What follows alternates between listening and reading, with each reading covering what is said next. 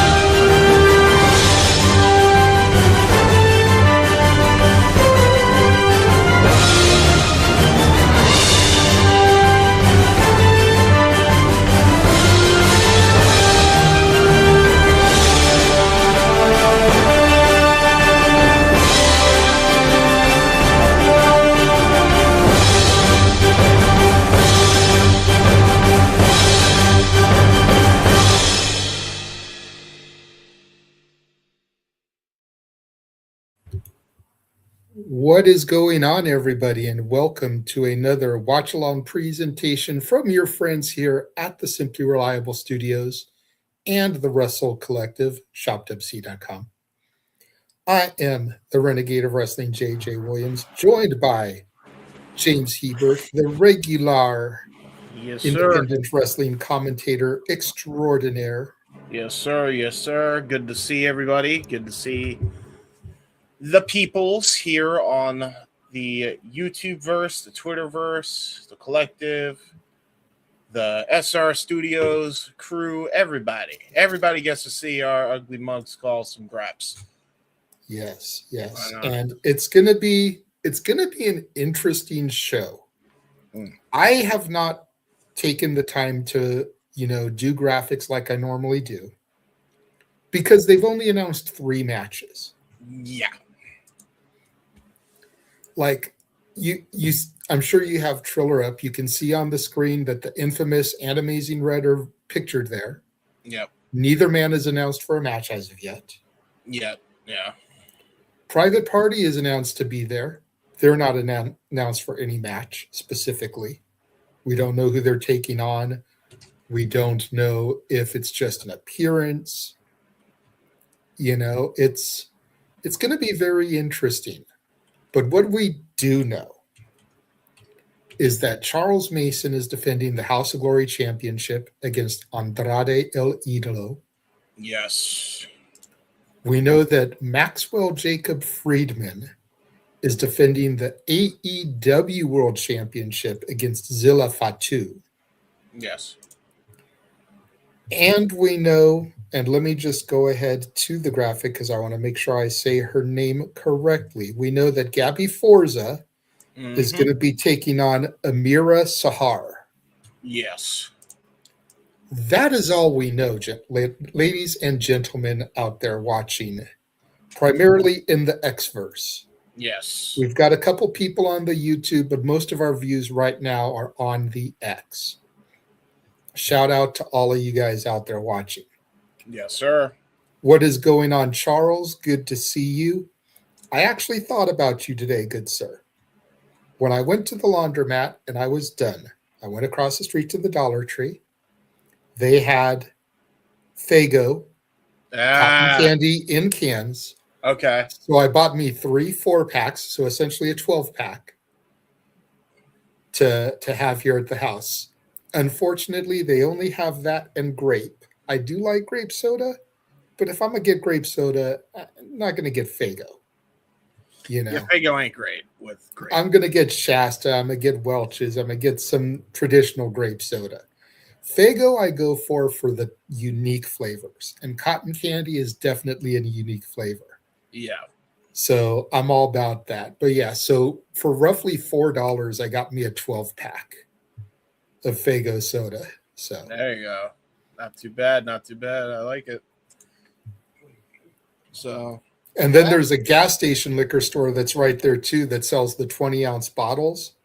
Definitely more flavors to choose from, but those are $2 for a 20-ounce. yeah, You know, that's I'd rather go get the 12 pack, for the cost of two 20 ounces. dude, that's something I gotta get because we actually have a mart near us that actually sells Fago. I gotta get me some of that at some point. So we'll see what happens. You never know with those things, but Yeah, yeah, I wish we would get the apple one. I think it's either yes, caramel apple or candy apple. I forget which it is. But I wish we would get that one back because I used to be able to find that all the time in 20 ounces before I started drinking. yeah, But now that I actually do partake occasionally in a tasty alcoholic beverage, I wish I could find that and then add some honey jack to it or okay, some of the apple jack to it. Because I have this feeling in my head that it would be a chef's kiss drink. yeah, Kind of like the cinnamon rolls that I do with cream soda and Fireball. yeah. I want to You'd be try and living do large something with that, but I like can't that find them Sneegemon anywhere. from Apple Jacks. So Charles, my guy, if you want to ship me some, I'll pay for shipping. I'll pay for the 12 pack, whatever. It shouldn't cost that much. No, But yeah, me. Let's figure something out because I'd like to get some of that back. noise. But, so let's talk about the three matches that we do know. Yeah, Again, why not? Gabby Forza versus Amiira Sahar. I feel like this is the match that there's the most to discuss because I've never seen Amiira Sahar. No. Only seen Gabby a couple of times. I know that she is essentially Mrs. Bear Bronson. Yes. They're actually going to be teaming together at an upcoming GCW show, the Savage Gnomes, they call themselves. Yes. The Savage Gnomes. Taking on YDNP, I believe, Busta and the Brain. Yeah, that's about right. So that should be an interesting contest because Bear Dozer has been wrecking shit in GCW. Yeah. But with Tremont out right now, possibly, don't know how long with the injury he sustained or re-aggravated, that leaves Bear solo. So he's tapped the misses to come in, got the Savage Gnomes there. But I feel like this could really go either way. The other matches I feel are kind of cut and dry. Like MJF ain't losing the AEW title to Zilla Fatu. Yeah. That ain't happening. No. Mason potentially could lose the HOG title to Andrade, but I feel like he just got it not that long ago. Yeah, he beat Mike Santana before he went to TNA. Well, no, Santana was already in TNA. Like full time. But it was before he became the TNA champion. Yeah. The first time. Yeah. And that was what? August? Yeah, something like that. So granted, it's been 6 months, maybe. That's a decent little title run. But I feel like we've barely scratched the surface with Mason because HOG is a once-a-month show. Yeah. Whereas GCW, you get 4 or 5 shows a month. 6-month run, 30 defenses, that could make for a decent little reign here. But 6-month run in House of Glory, 4 or 5 defenses. I feel like we've barely scratched the surface with Mason. Yep. I feel like Mason's coming into his own. I feel like, especially now that he's a triple champion, I don't think that steam is going off anytime soon. I think he's going to be running shit for a while in the New York area. And I don't see that changing here. I feel via some sort of shenanigans, Andrade will lose this, but I'm expecting a fucking banger with these two. I really am. I feel like Mason has a hell of a lot to prove, and Andrade has been on a fucking roll since coming back to AEW. Like, he has his own chip on his shoulder. So when you got two guys that can hoop and they're both fucking motivated, This could be a hell of a contest. I'm really looking forward to it. Like, I am also looking forward to the World Championship match, but I don't know because and it full tilt, right? We know how good MJF is. This dude can wrestle a fucking broomstick, right? Mm-hmm.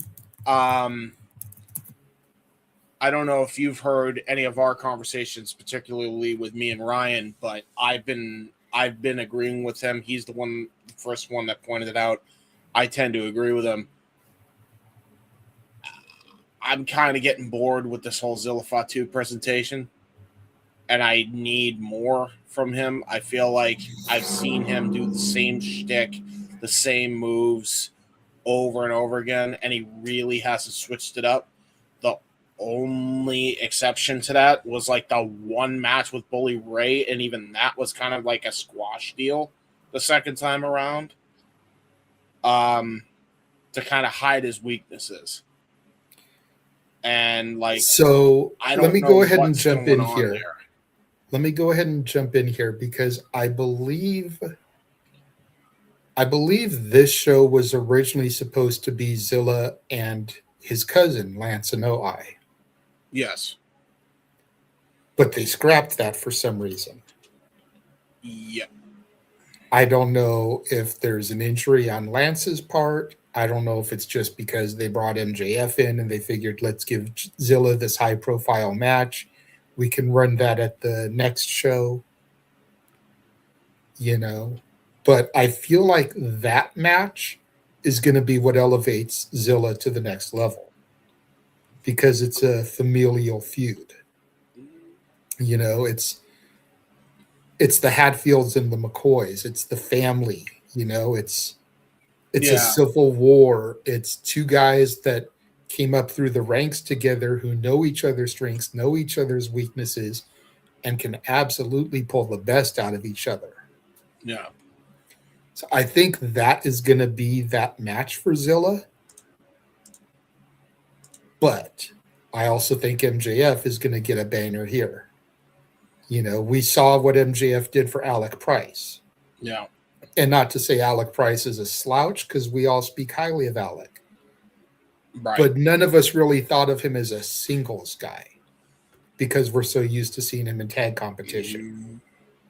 Yeah. And then seeing that match with him and Max, it was like, whoa, this guy can actually go on his own. So I agree with you that we need something more from Zilla.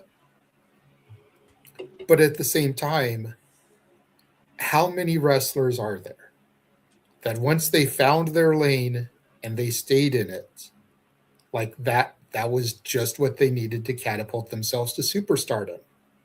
Yeah, that's fair. Hogan did it. Austin did it. Right. Rock did it. Yeah, they may have even tweaked their characters a little bit here and there to go heel, but they still stayed in their lane once they made that little flip. Yeah. You know, honestly, what did Hollywood Hogan do that was so different than what Hulk Hogan brother did in the middle of the ring when it came to performing inside of that 20x20? Yeah. Nothing really. No, you're right. And he cheated more, but that's it. I think he relied on the numbers game of the NWO, but he still did the same shit. You know, he still stayed in his lane. So I hear it, but the problem that I have is that, you know, not for nothing, but we've seen all the Samoan dynasty lately do this everywhere at this point, whether it's WWE or somewhere else. And he really doesn't stand out compared to everybody else that has done what he does. When I look at Zilla, I expect to see some of the shit Jacob Fatu does. Like full tilt, especially this late in the freaking game by now. And he hasn't. That's one aspect of this. The other aspect of this is, and I don't know how true this is, so this is the first, I guess, rumor mill, kind of. Although it's not really rumor because this was outed by Brett himself, Brett Lauderdale. He straight up called Zilla out on his attitude issues. Now I don't know how true that is, and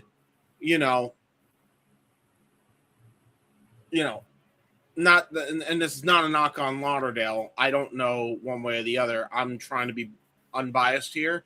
Mm-hmm. It could be a situation where he's jealous because he's about to go to the dub and they know it. And so, I don't know, maybe he's about to go and do his thing and then he's about to get signed and this is kind of the match to do that. I don't know. Or he's going to go to one of the two companies and that's why he did it. Or he's telling the truth here and there's a reason. And I think the exact quote from Lauderdale is, there's a reason he's not with the rest of the family in the Fed. Or something of that nature. Yeah. So now let's put this back into context and rewind this back. Zilla went onto a live stream and started talking shit about Lauderdale. Right. Yeah. To which Lauderdale then replied on X, basically saying what you just said. Yep. And there being a reason. Further to that, Lauderdale then went on to the GCW World podcast. Yeah. Which I watched. Shout out to John and B and Screwball. But just very professionally, he's like, look, every time I have encountered Zilla face to face, it's been nothing but professionalism. Mm-hmm. However, Brett's feelings are that Zilla associates with some people who's twisted his brain. Yeah. And are causing him to act immature. Which is why he said the things that he said. Yeah. And to that point, there's a reason why he's not with his family in the WWE right now. Yeah. If we've seen it before with quote unquote problem children. Teddy Hart, anybody? Uh-huh. Now, I'm not comparing Zilla to Teddy, but I'm just saying, there's between the two, at least Teddy could hoop. Hey, Zilla can hoop too.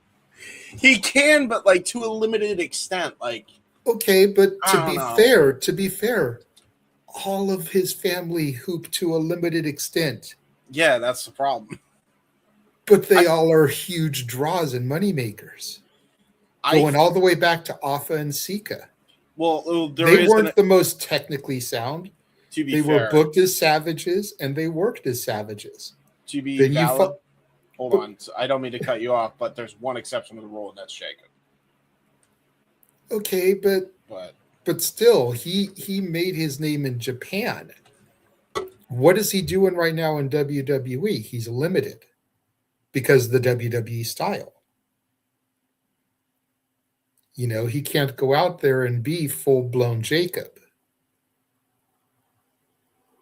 Partly because Solo is doing part of Jacob's shtick. You feel me? James, are you there? Ryan called me. He's out. I'll private message you. Keep talking to the people. Just give me 1 minute. Okay. But, you look at the family and they've all been limited in their performances. None of them are great technically. They're all good brawlers. Look at Jey Uso, the most recent one to get the push. Yep. And to the point that I was trying to make when you were talking to Ryan, Jacob can't be Jacob because Solo is being Jacob.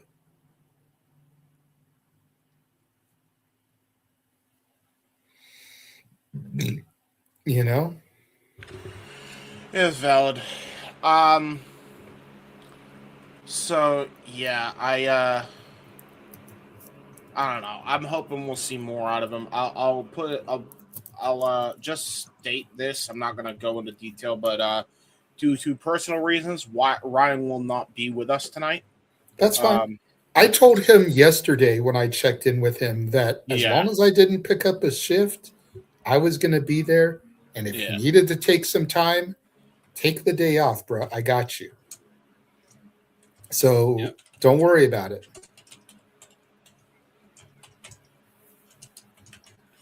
Yeah, no doubt, man.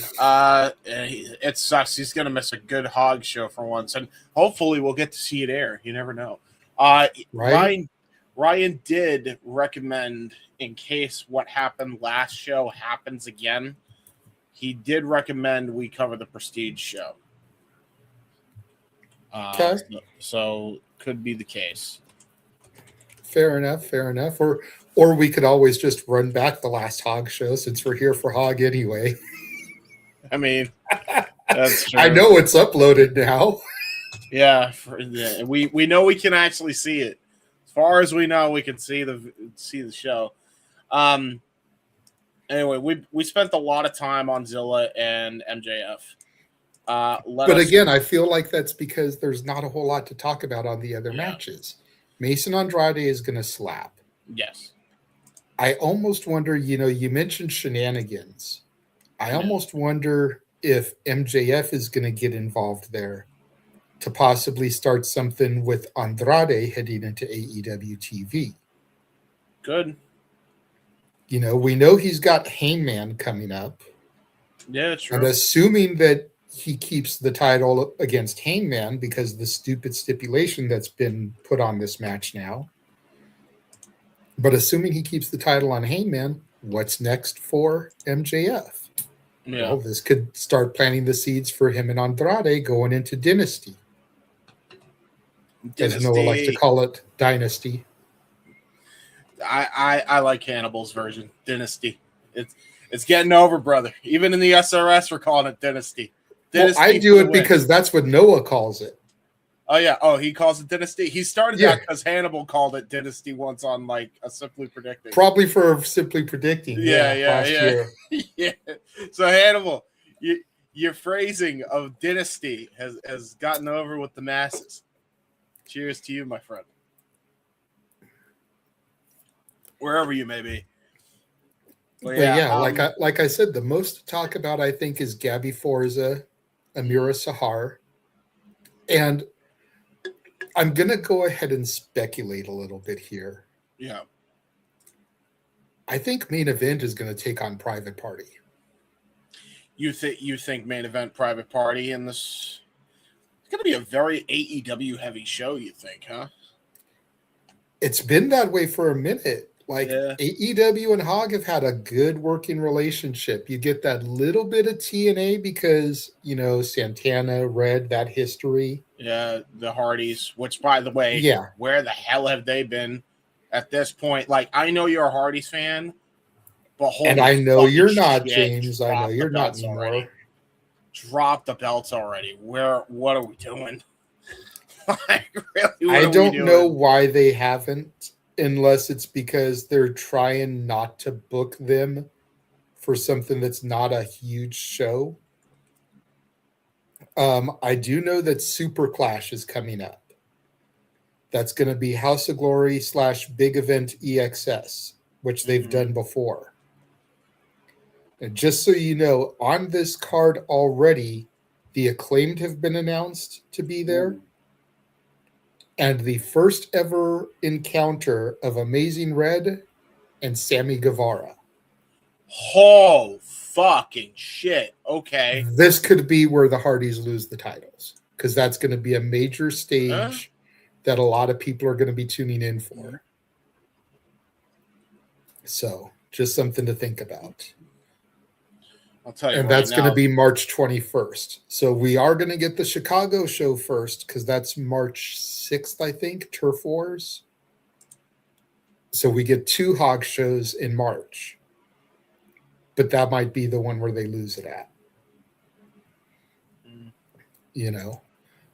But I'm thinking we'll get Main Event versus Private Party to add more fuel to the whole potential breakup storyline of Main Event. which I don't want to see them break up. But I'm kind of over the shtick. You know what I mean? Like, I see big things for both of them. Yeah. Infamous. Turn I think face. he may be defending the title against the Nouveau Narcissist. Like, if I had to book a match, that's what I would book. Yeah, turn him face at this point. That could be how you do it, though, because essentially it's a heel versus heel match. Yeah, because here's how I see this. Okay, and I'm just gonna be full tilt, blunt, and honest about it. The best I've seen Infamous with this whole run wasn't even on a HOG show. Red? It was at a Limitless Royal Rumble. Wasn't even at a HOG show. And I was going to say that match with Red fucking was fire, bro. It was very good, but like, and I know you didn't watch it back out of protest, but the match he had against Starboy Charlie in LA was fire too. Oh, I know. I mean, you knew it was going to be. I mean, the two can hoop.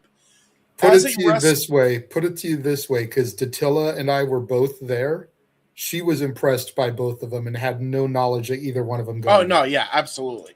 As a wrestler, I want to make this very clear. By the way, wrestler, love Infamous. I think he's a great fucking hooper in that ring. Very good cruiserweight, high flying wrestler. No taking that away from him. My issue is he sucks as a heel. I'm sorry. It's been long enough.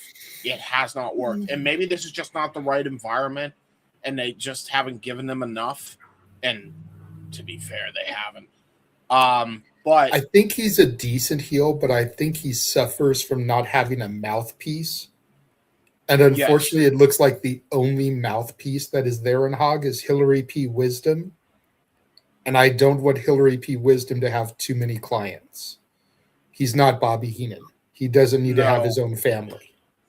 No, and he's not good, as we've discussed, and that's horrible. He's not horrible. He's not horrible, indie but he's good. Not my. He's indie good, not mainstream good. Like, there's a difference.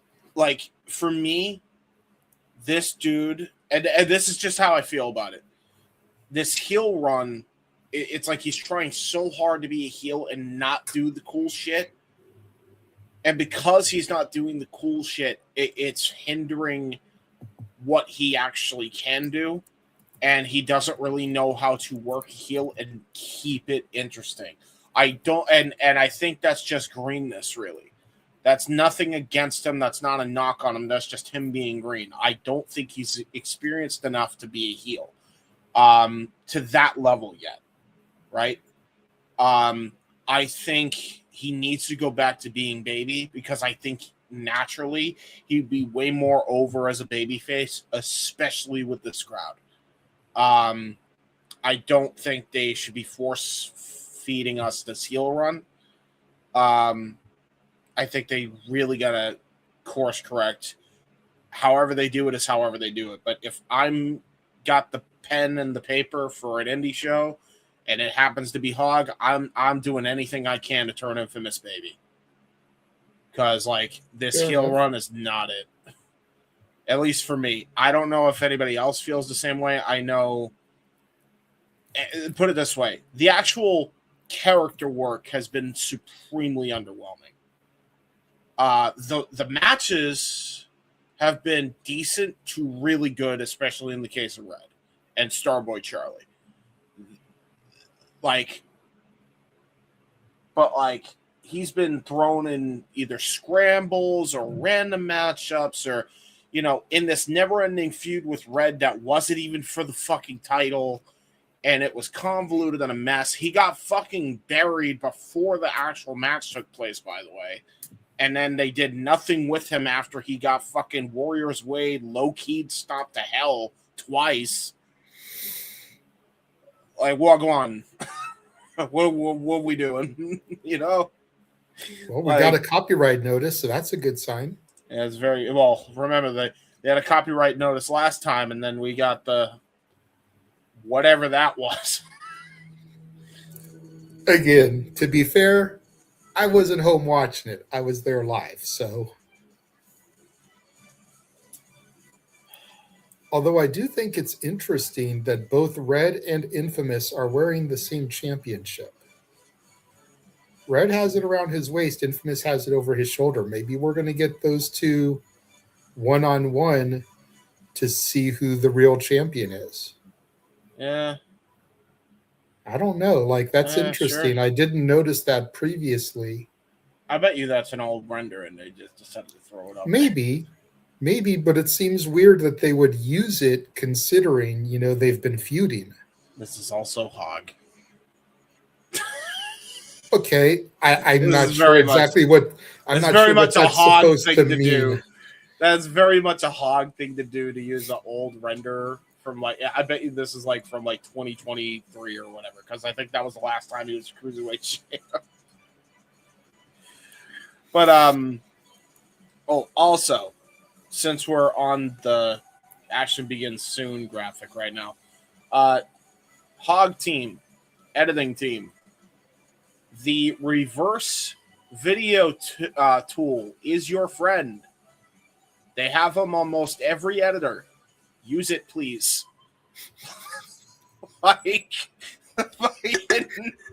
Just the endless loop of the cutting back and forth of the New York skyline is jarring, and they do it with every stock footage they own, bro.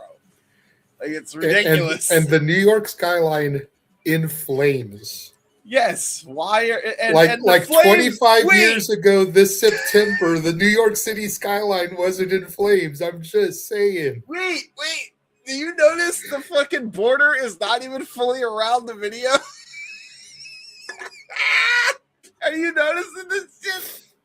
Look at it. It's not even fully around the screen, the flame background. Come on, James. man. Oh, God. Charles is saying apparently No Turning Back has a pre-show that's on YouTube. That would have been good to know. Oh, well. Oh, lovely. Yeah, so we just did our own pre-show and we didn't get any warning. Yay, HOG! Good job! Yay! You did the thing. You did another fucking derpy. We love to see it. God, HOG was so derpy it made James change camera angles. Yes, it did. See, and I know that you had a little bit of a crash out about the last show. Both online. Ryan did. I'm speaking as a general, James. I'm speaking as a general. Both. Yes. I was about to say both online and on live. Yeah. But I just wanted to reiterate the point that I think you made. Ryan may have touched on it, but I'm pretty sure I saw you make this point on a post. Mm-hmm. If JD was this crucial to the production, either bring him quietly back to fix it or hire somebody to replace him. Yeah. Because whatever y'all doing ain't cutting it. No. And you're showing just how valuable he truly was in his absence. Yeah, bro. I'm just saying. And look, everybody knows I am not a fucking JD fan.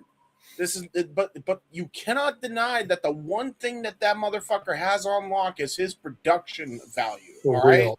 For real. That's what he has. If he I watch him you need to fucking get somebody who's just as good, if not better than him. I don't know what we're doing. I watch him the same way people tuned into and listened to Rush Limbaugh and Howard Stern. Pretty much. I take it straight as entertainment. I don't take anything he says too seriously. But to echo your sentiment, I have always been jealous of his production. Yeah. The little intro that he always has where he's driving in the car and the window comes down. Yeah. And I'm like, dude, how badass would it be to have something like that for Shenanigans with either me or Noah talking to the people before it kicks over, Yeah, and like, look, I get this is a New York indie, and like everybody's like, don't you think you're asking for too much? You have MJF on the show. You have Mhm. people like Mercedes, much as I know you don't like her, but big name, right? Andrade is on the card. Yeah. How many other The AEW Hardys are guys? the champions, The as we made a Hardys. point, you know? God knows how many other stars, and this is the best you could do from a production standpoint. You know, Like I just thought about it. I don't know. That may be part of why the Hardys haven't been back, is because the TNA deal with WWE and having such an AEW heavy contingent could be a conflict of interest. Well, I mean that's in which WWE case, thing. do the title change like I suggested, or just strip them of the titles. Yeah. Like, again. But really quickly, Charles pointed out something in the comment. He says it's got to be delayed on both the streaming and on YouTube. If I'm being 100% honest, I was a little bit caught off guard that the show was going to begin at 7 Eastern, 4 Pacific, instead of at Eastern, 5 Pacific like normal. Yeah. So maybe it's something to do with what happened last time, and they're just trying to cover bases, make sure everything is squared away. Or maybe they're actually going to be doing like a legitimate pre-show beforehand, since this is the first show in their home arena of the year. Maybe they're making it like a big to-do. We'll see what happens, as we wait for them to come live and do whatever they're going to do here. Hopefully it's not an hour of GIF background loop. GIF background non-loop, because it's the most jarring cut I've seen in my life. Like, dude, like for real, what do they call them at Christmas time? The little fireplace things. Yeah. Those things fucking are better than this. Yeah, bro. The Yule logs. The Yule log loops, yeah. Like, I have done a better job production-wise. Not to toot my own fucking horn, but Jesus Christ. Like, what are we doing? like the best you can do is not even full transparent fire background that's not even cropped in a full shot under a New York City skyline backdrop, stock footage that's not even looped properly. Hey. What are we doing? It aggravates me. You can do better. You can do a lot better than this. For real. Real. And again, the action I'm sure is going to be great, but it always is. Like, we gotta fix the production shit, man. Like, to me, it just doesn't make any sense. Well, look, how many times did TNA quietly bring Russo back to the point where people didn't even realize he was there? Yeah, a lot. You're telling me that in New York, where JD lives and exists, you can't bring him in for the New York shows to quietly use him? And if you don't believe us, if you don't believe us as far as James's production skills go, check out this 40-second clip. No.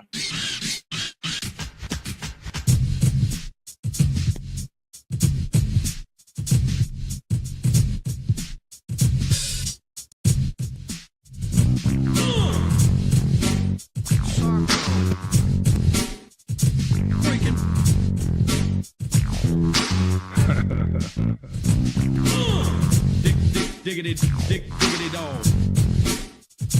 Breaking. Diggity dog.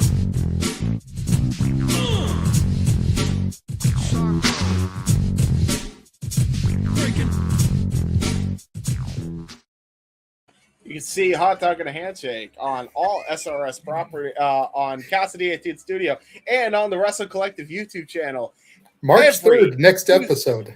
March 3rd, next episode 2, with him and Carlos. You may see some guests at some point. You never know. But I mean, look at that production value, and then look at this loading screen. This is like a video game. It's like I did that on CapCut and like a fucking rush job in a day, and that looks better than this right now. I'm not doing this to toot my own horn. Look, I understand, like, people think I'm being harsh. Brother, it has been 8 fucking months since let's call it what it is, for all intents and purposes. It's been longer. JD. It's been longer than that, James. It's been longer than that. The Mercedes show was March of last year. It has almost been an entire year. Holy fuck.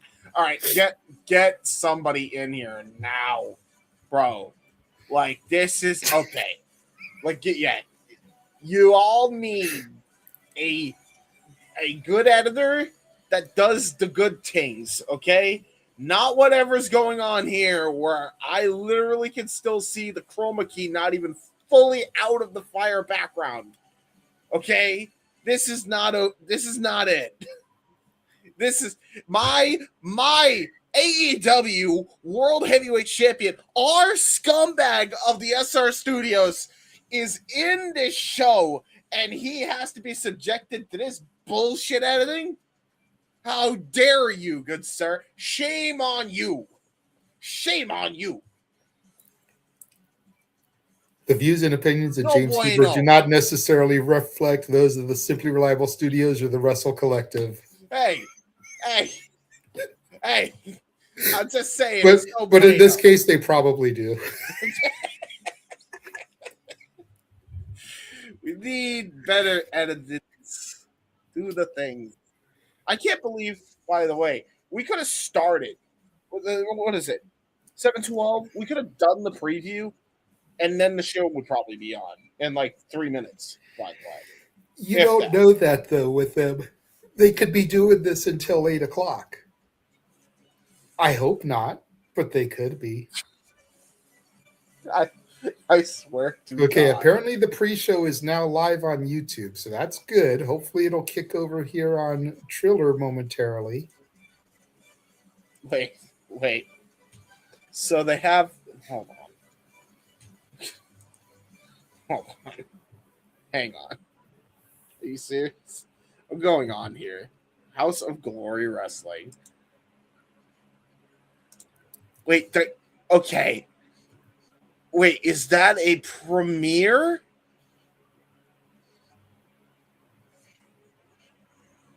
Yeah, it's a premiere, isn't it?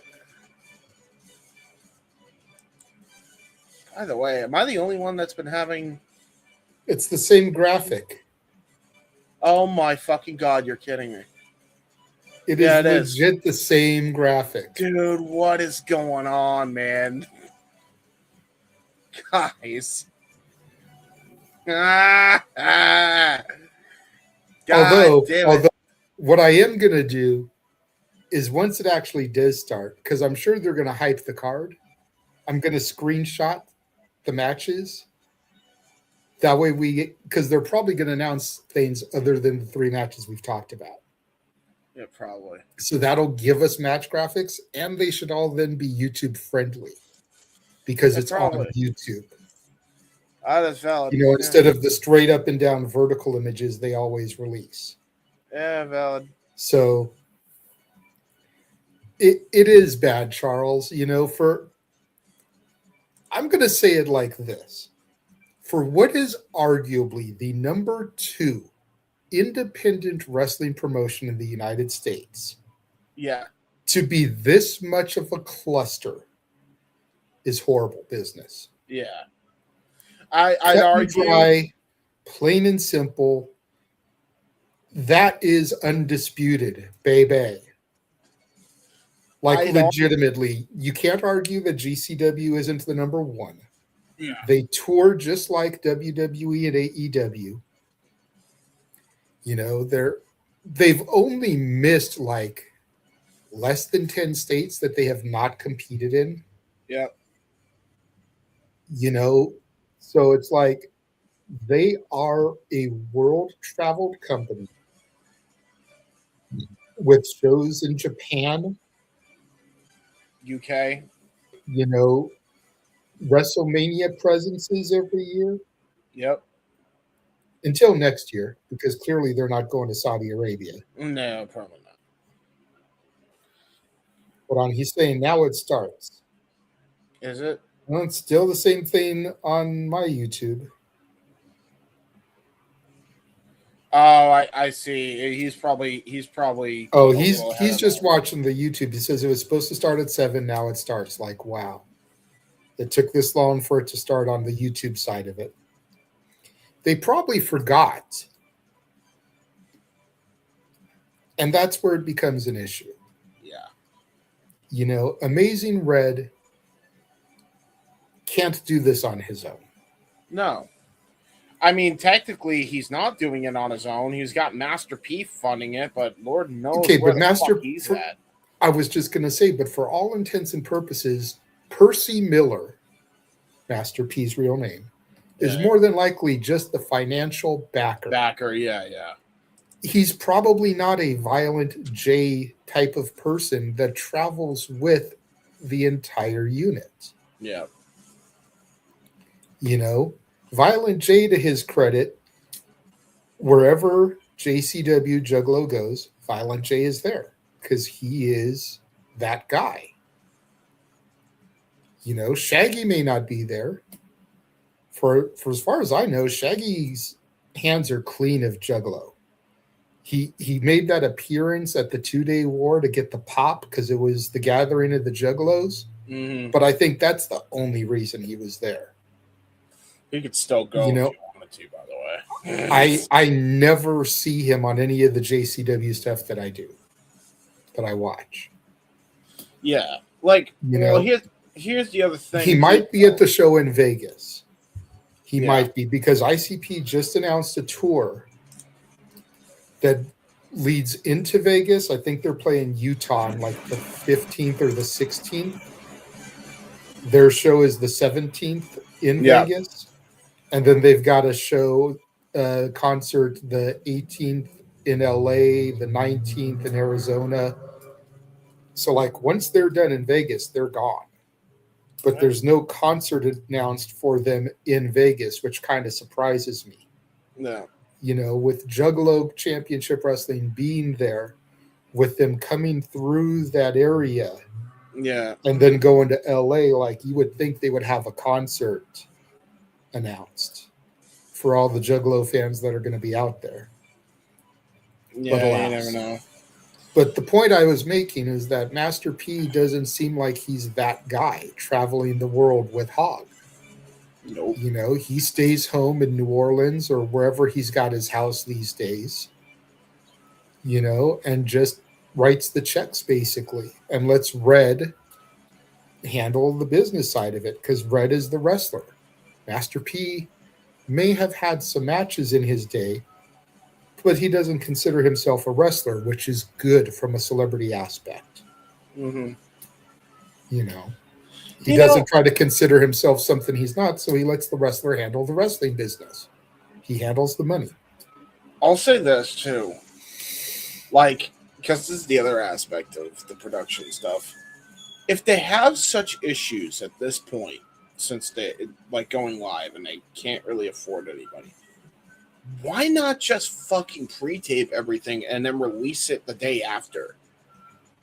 Like, it's really not hard to put together, especially with how they do it. If they were to do it in those little spurts and just then release it all in one shot, then they would cut out the intermission. Then they would cut out the fucking unnecessary waiting to begin live.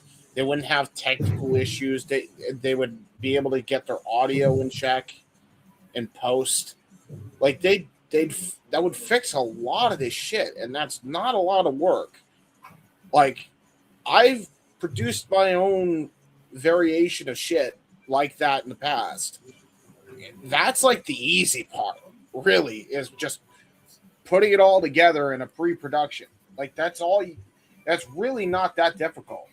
like once all the hard work is done, all you have to do is throw it all together in one big timeline, and then boom, render, upload, done. Like that would easily circumvent and fix a lot of these issues right now until they can get their live streaming back in order and get somebody else that can fix it up. But that's me. That's my opinion. And it should be yours, damn it. Yeah, it should be mine, I guess. Yeah, I don't know. Like Charles asked, how come GCW can get this right when they air shows on YouTube Live? Because they have a better production. Better production crew. Yeah. Like, I'll tell you that I have right away. seen the guy. I wouldn't say that I've met the guy, but I've seen the guy that does their production. Their production's I fantastic. want to say his first name is Jonathan, but his last name is Ash. Everyone just calls him Ash. ASHE. You know, but I've seen the dude run around at the LA shows. He's top tier. When the guys from the GCW world, again, shout out to my boy John, but when he was missing a cord for the live stream for their pre-show ahead of the Valentine's show, Ash had a cord that he was able to give them so they could get up and running. Yeah. And they were able to do their 2-hour live pre-show. You know, that's why I say GCW is the #1 independent promotion in the country right now. You know, Yeah. you can like GCW, you can dislike GCW, you can call it garbage championship wrestling, whatever. But it doesn't stop the fact that they are the #1 indie that there is. Yep. And their production value proves it, by the way, because like they have a really good production team. Like which is probably why they do stuff with WWE. Yeah. You know, the WWE ID stuff, which granted that's going through FSW this year instead of not GCW. Not just WWE either, like AEW as well. The amount of talent they get from them. Like they get talent from every company. Yeah. Oh, we're getting something. We got a black. I don't want to get excited, but we no saw turning back. Oh, yeah, it's hot. HOG presents. Oh, there we go, bro. Are you serious? Are they doing the preview now? Yeah. You gotta be fucking shit. Are you fucking kidding me? Like I said, they're trying to make this professional looking. Oh, I mean, right now, this is the best production I've seen. And notice it's fucking pre-recorded. You see what I mean?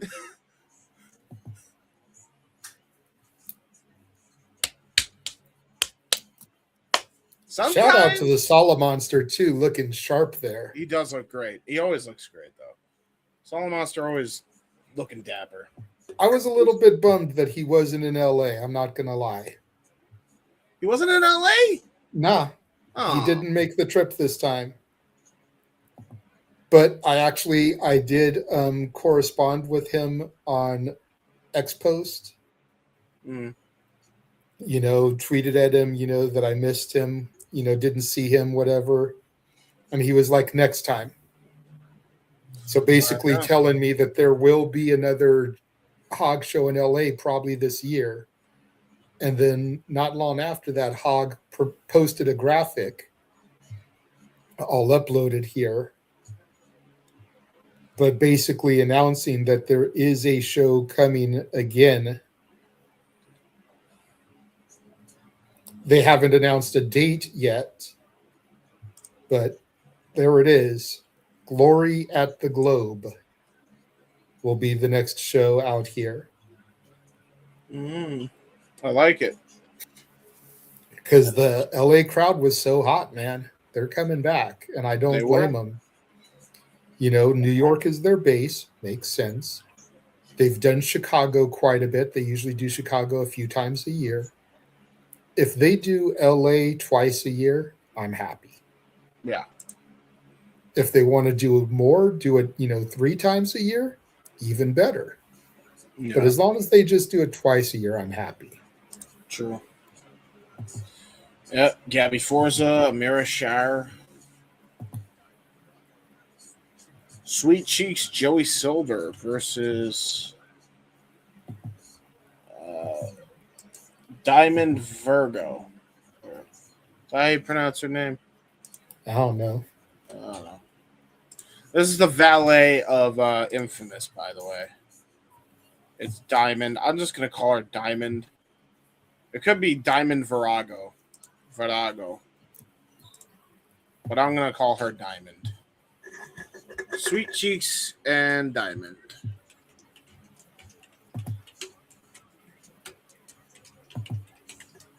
And again, this is the best production I've seen them have, and it's all pre-recorded. It's all pre-recorded. Like, this looks great. This has been the best production that I have seen them have, period. Like, they should just pre-record their shit. I'm dead ass. Like, this would... I feel like the production itself would be a lot better if they were to just go to that for now. Like, I don't know. That's just me. All right. I am sending you via DM the images that I am screenshotting. That way we can share them. Okay. Because just like I thought, they're all YouTube friendly, which is good. Mm-hmm. And we've already got one match that we didn't know about announced. Yep.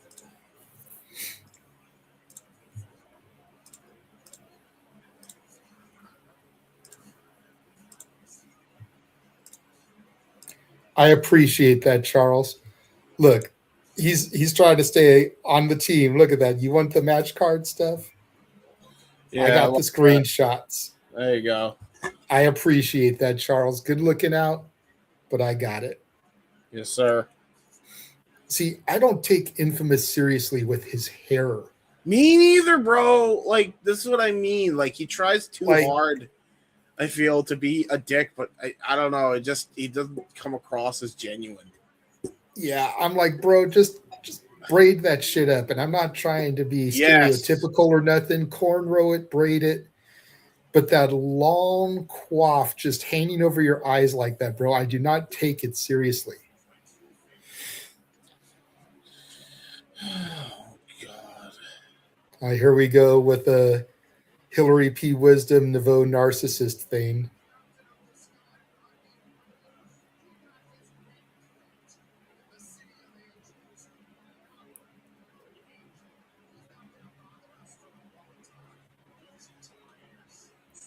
See, this dude has like all the potential in the world. I just need him to learn how to talk on his own. That, and can he not be a Lex Luger ripoff character? Especially when he's... It works for him, though. Does it? I think it does. Physically, I think it does. Like, he could definitely be more toned. Yes. But we're two fat guys saying that. Like, who the fuck are we to talk? Hey, listen, broken clock's right twice a day. I still would kill for his body. Just saying. Yeah, that's valid. That's fair. That's fair. So who are we to talk? I kill for his really? metabolism. That's for damn sure. Shit. But I mean, it works for him, I think. The gimmick, if presented right, still works. And I feel like it's been long enough since we had that narcissist gimmick that's why it works. Not true. Okay, so taking a look at main event. There we go. Losing the titles.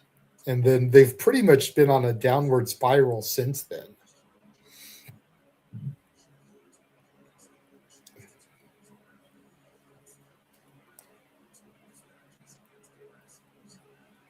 I will say one of the funniest things was seeing Blazing Jay Lion walk around without his mask. That's funny.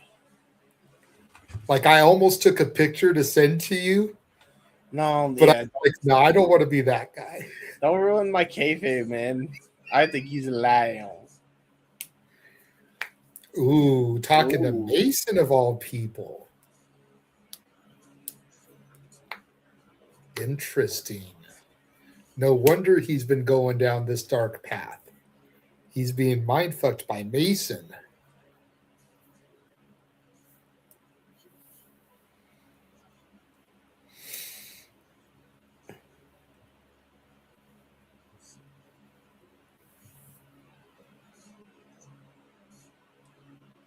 I really don't want them to break up the main event, by the way, because they have literally been like, if YDNP were 1A, main event have been 1B.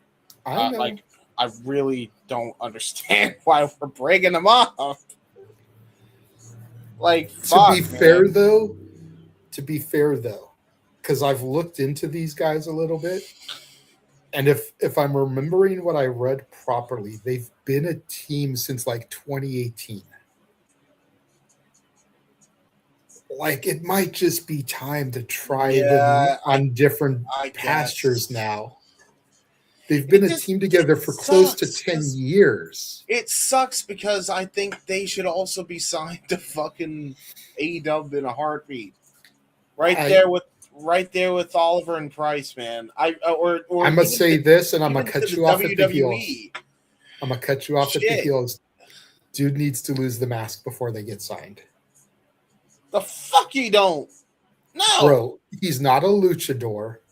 He's a The lion. mask looks corny. If evil fucking Uno can wrestle and get a goddamn multiple title shots in his goddamn fucking career, then I believe that Jay fucking Lion can keep his goddamn mask on.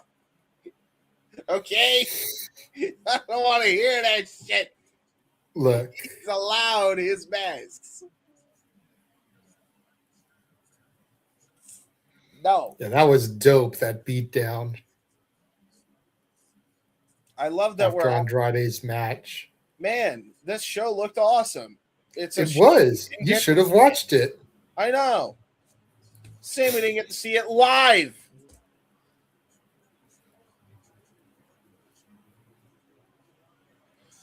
Anyway. And these are easy enough to do. So did we get all the match cards? It feels like we did. We've only got 4 matches now. Well, we have one more than we did. We do. It's sure something. By the way, thank you to the 105. Oh, fuck off. 104 of you that are watching right now. Thank you all very much. And to think, I haven't even put the tweet out with the hashtag yet because I'm waiting to see what the official hashtag for the show is.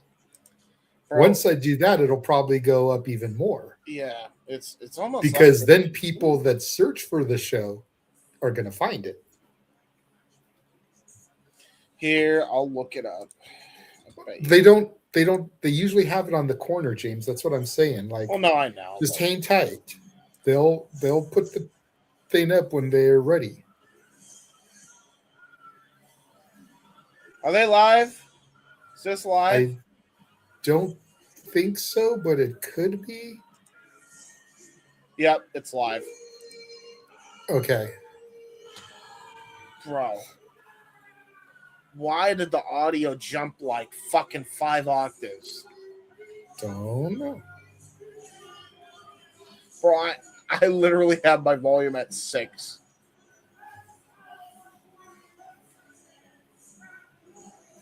Bro, you should see what's on YouTube right now for them.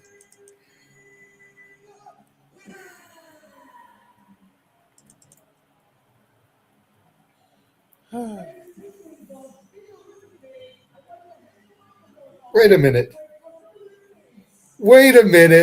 The YouTube feed is ahead of this. Okay, see this on the TV? That's what YouTube was showing when I said, it looks like JD is back, bro.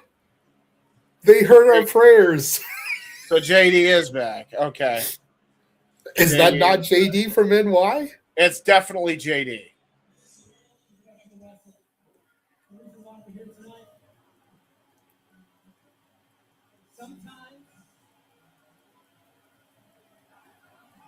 Shut the F up. Dude. Holy. Talk about still not getting a hero's fucking welcome. Man, could have happened to a nicer guy. Couldn't be me. Hold on, let's give him a moment to see what he's trying to say here.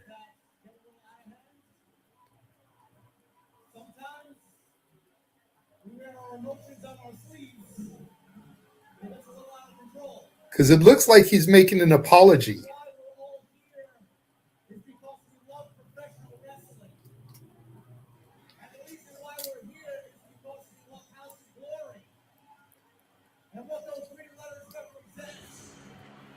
Okay.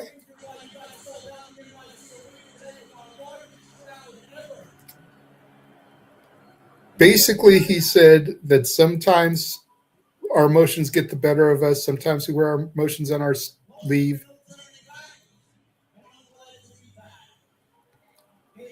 Welcome to No Turning Back, and I'm glad to be back. Well, the production. So yeah, he basically just made a little apology. Sometimes we get carried away. Sometimes we wear our emotions on our sleeve, but we're all here because we love professional wrestling. You guys sold out the arena. Welcome to No Turning Back, and it's glad to be back. Interesting. All right. Before we get to the action, I'm going to just state this. My opinion. Oh, we're starting with the main event, so get it out quick. It's your boys. All right. That was the most half-assed fucking apology I've ever seen somebody deliver. JD, I hope you watch this. I don't believe you're fucking sincere. I don't believe your fucking apology. I believe you are not at all sorry, and you just said it because they told you to fucking say it. You didn't fucking mean a word of it, and I could tell by the fucking body language. And before you fucking judge me, I have a degree in communication, so I happen to know a thing or two about fucking communication. So, I may be autistic. I'm not fucking stupid, pal. Actually, the reason you were fucking booted was because Mercedes did not like what the fuck you said about her fucking coworkers. And look, you can like Mercedes or fucking hate her. She was fucking right there. You have gone way too fucking far with the shit. Way too fucking far. Actually fucking apologize for the awful shit you said about the Jersey White, and then we can fucking talk. Until then, keep your bullshit apologies to your fucking self. There's my rant. There's my crash out. Thank you for coming to my TED Talk. Fucking ridiculous. Fucking Alrighty then. Absolute load of shit. And that's the only time you're probably ever going to hear that fucker's name ever uttered, because I am not going to be mentioning him on any House of Glory show that we have to cover going forward. Probably going to have to, bro, because if he comes into the ring, you have to call the action. You have to talk about who's out there. Dual focus. Okay, I've never heard of these guys. I like dual focus. Okay, this is going to be a dope match. Real quick, I am going to get a soda. I'll be right back before the match begins. I realize I'm at the drink. I need drink. All right, well, while he is out of the room, whether it was sincere or not, who am I to judge? I'm glad JD came out and made a public apology. They always say that the apology needs to be as loud as the disrespect. His disrespect is public. The apology was public. Whether you like him or not, he made it. And let's get on with the show. Yeah. Dual Focus is a really good team. I've seen them wrestle once. They're very good. They're a very good unit. Okay.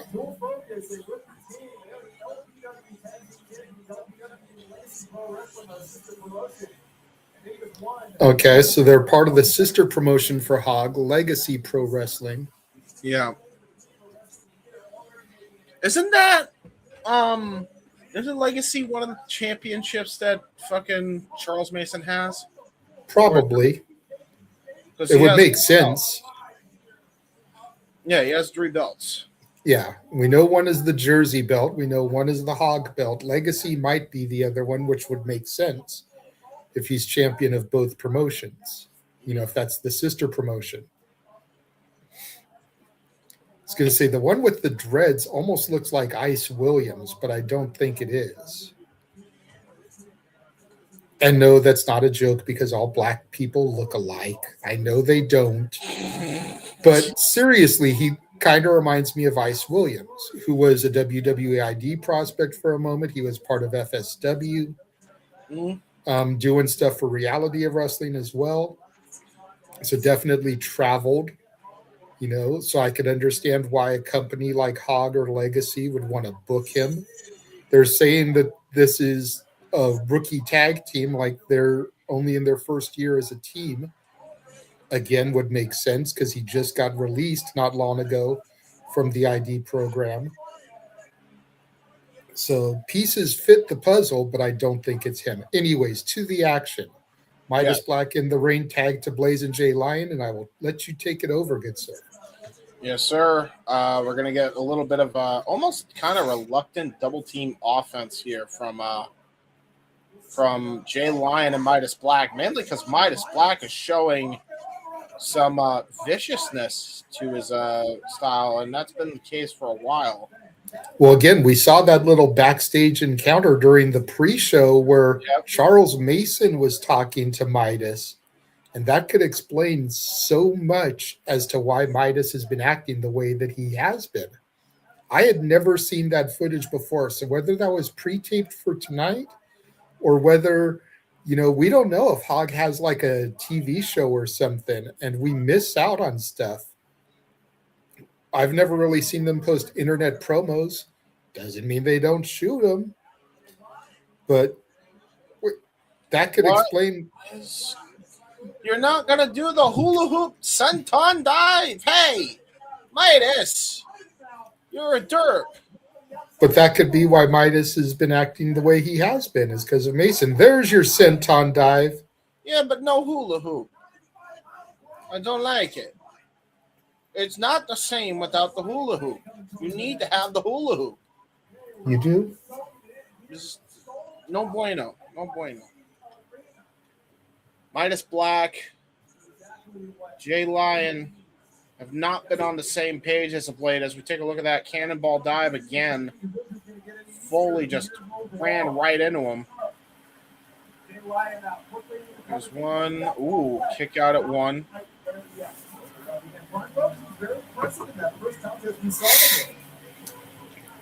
And now we an Irish whip. Oh, I don't know who this is for. I actually I don't know their names either. Yeah, but the one with the fro just had a great elevated drop kick. Irish whip.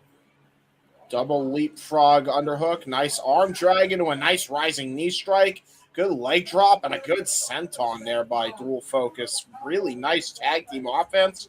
Cover on Jay Lion, and the big man powers out at one, but really good tag team synergy nonetheless by Dual Focus, which is more than you could say about the current or the former, House of Glory World Champions, World Tag Team Champions in main event. Who, contrary to their name, are opening the show.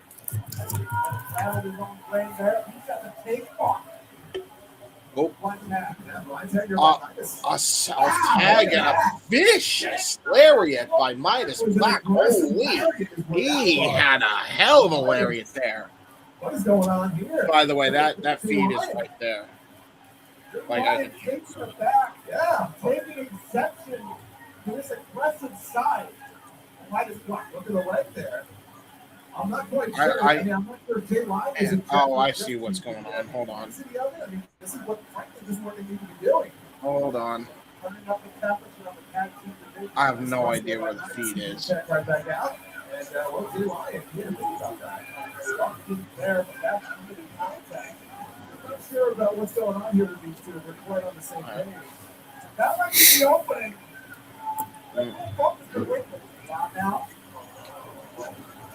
So I Googled their names. The guy with the fro is named KB Prime, and the one with the long dreads is JJP. So JJP right now eating a pinfall, takes a 2 count from Blazin' J Lion. Mm-hmm. Main event still on the offense here. JJP struggling to get his breathing after the big man. Yeah, his knee kind of like destroyed his diaphragm because that lion salt was a bit stiff.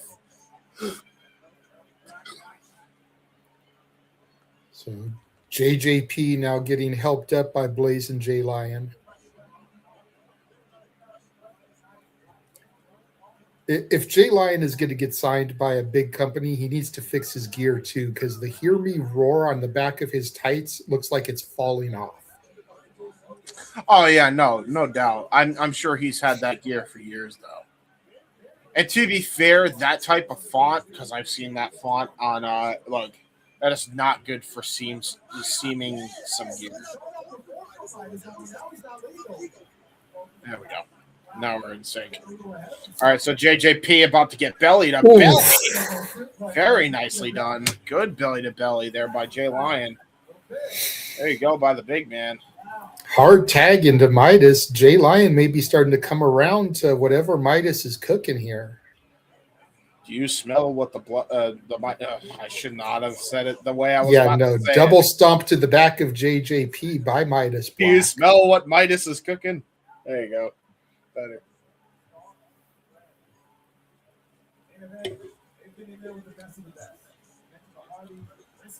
Midas Black and Jay Lion have fought the Who's Who of Tag Team Wrestling, apparently even the Briscoes. So it's definitely a vicious type of side we're seeing from Jay Lion and Midas Black here. What's up, Nick? Good to see you this evening. Main event is very much acting heel, mainly Midas Black. I think I was going to say, going along with it. I was going to say it's Midas Black has been acting heel for a minute. Ooh. Nice monkey flip by Midas, but JJP lands on his feet. Huge diving tag. KB Prime in now. Clothesline drops KB Black. Prime, couple of lariatos, ducks the lariat. Ooh, Mongolian chop, right, boxing the ears up. And now face full of turnbuckle from Midas Black over and over again. Jesus, this guy's a ball of energy. Oh, what a vicious running forearm shot. Shades of Roger on. Jay Lion, though, TNA kick right to the gut. Little shimmy, looking for the Three Amigos. Ooh, got countered.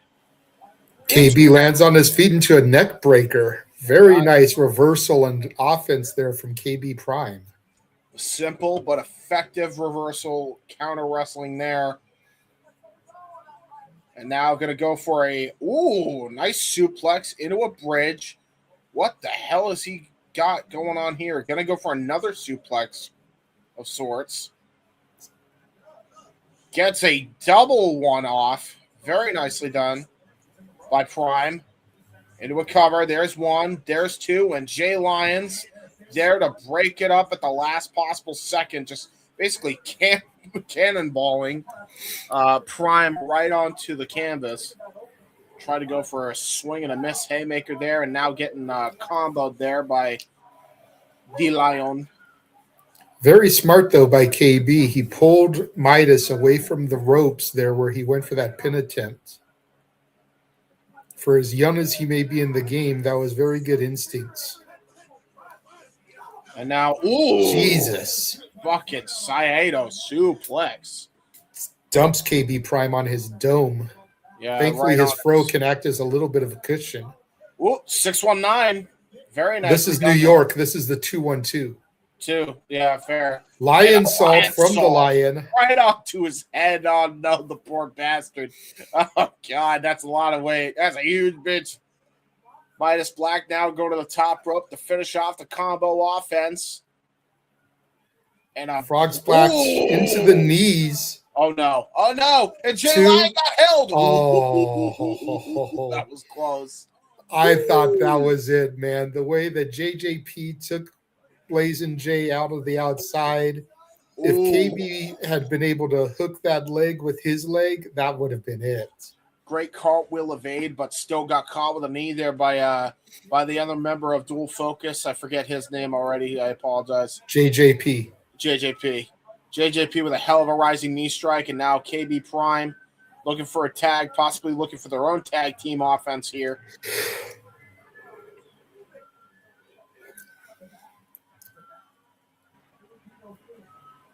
And now, wait a minute. Spike pile driver? No, doomsday device maybe? Maybe. Oh. What a fucking spear by Jay Lion! And a Hurricane Rana takes out KB Prime. Midas Black now. That's and even Midas Black is saying that's the spirit, bro. Like that even took me by surprise. That was vicious by Jay Lion. Yakuza kick. Oh, here we go. Cazadora sets up for the stunner. Got all of it, and that might be all she wrote here. Jay Lion goes for the cover, hook to the far leg. KB Prime in for the breakup. Just barely. Barely. Dude, that spear was nuts. That might be one of the better midair spears I've seen in a while, actually. I don't know if we've seen many of them, but Jay Lion, like that was like the freaking force of a linebacker, that one. Whew.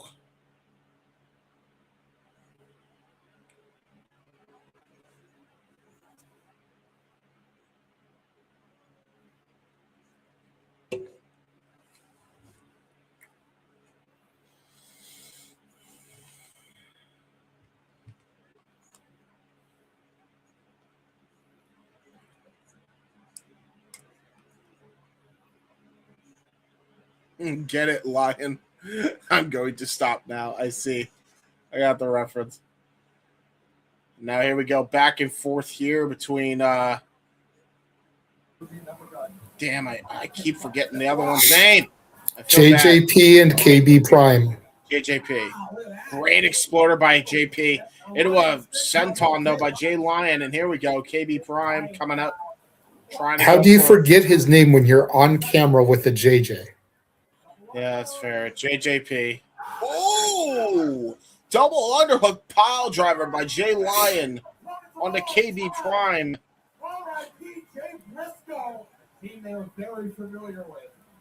Nice Jay Drilla there. Yeah. A door has been set up between the apron. Oh, God. Oh, shit! Oh, JJ, you may have called it because his mask just came off. Jay Lion's mask just came off. Oh, this is terrible here. He's got to try to get that mask back on. I mean, that mask is part of who he is. That was done on purpose. I think Midas Black might have set that up. Low blow! Low blow! Low blow by Midas Black! It's a low blow. I don't know if our camera caught that. Oh, shit. Midas Black went low. And now Jay Lyon's got his mask back on. He said tag. Tag. He's got it. Is that piece aware? No, he didn't see it. Oh, shit. Nobody is aware that Midas Black just low blowed JJP, though. Nobody is. No. Sunset Flip Lion Salt combination by the main event with the Finally win. Get a victory. About time. I don't think they've won a match since they lost the titles to the Hardys. Mm-hmm. So it's about time that they got back on their winning ways. Auspicious as they may be, devious as they may be.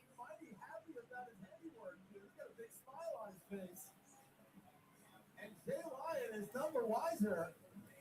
He has no idea Yeah, this is not gonna be good for the lion and his den there. I think the keeper, if you will, is pulling some tricks behind the lion's back. I mean, Midas Black with a win, I guess by any means necessary. Well, that's the way it should be. Remember, I forget if it was Bobby Heenan or Jesse Ventura who originally said it, but I've heard both of them say it. Win if you can, lose if you must, but always cheat.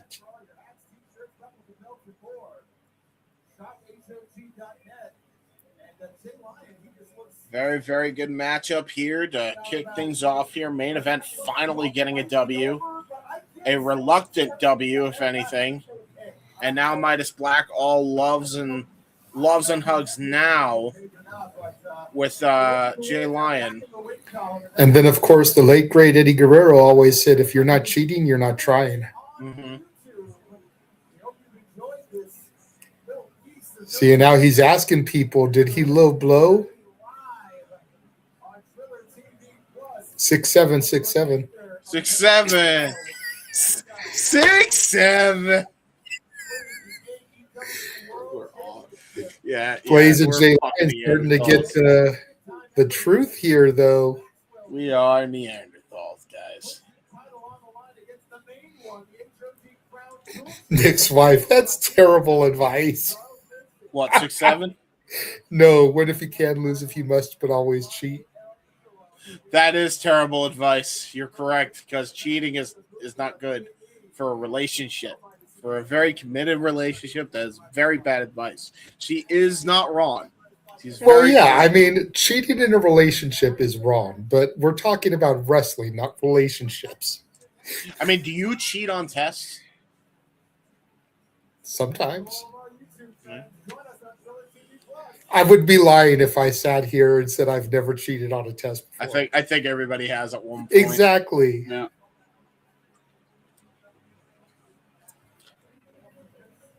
And there you go. Well, there you go. First match, we actually saw it. Production seems like it's way fucking better. They got some guy there. I don't know. I think he's invisible. YouTube just went off the air, so that match was actually free on YouTube. Okay. Does that mean we're gonna get another intermission? Probably not. But we probably gonna have to deal with a little bit of pre-show mic talk because 2 minutes before it will officially go live. 2 minutes. So he's telling everyone where they're going to be next. I see. Chicago, the Super Clash show. Okay.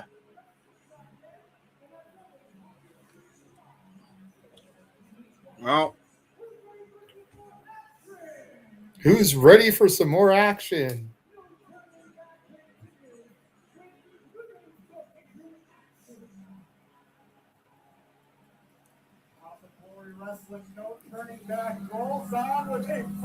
And going right into the women's match, Gabby Forza. alrighty, here we go.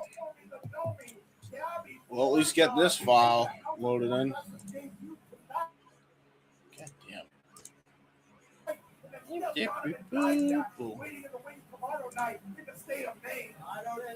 Oh God, hang on. There we go. Yeah, you can see the names, even if we don't see the verses.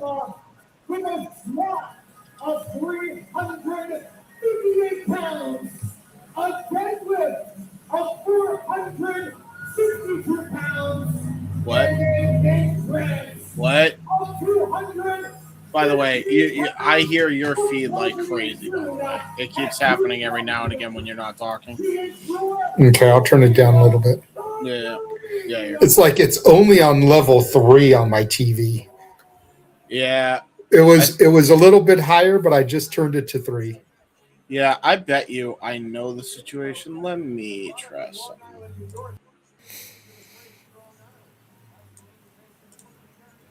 There we go. Hi, Feeks. Okite.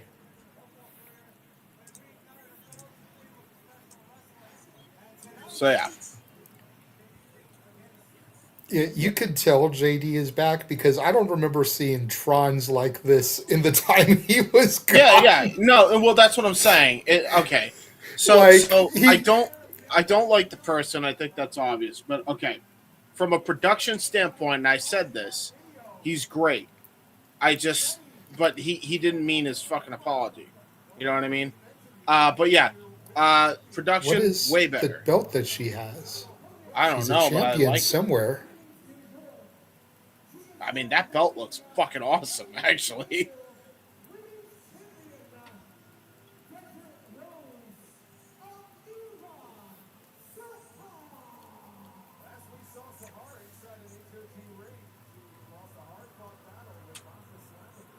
Let's see.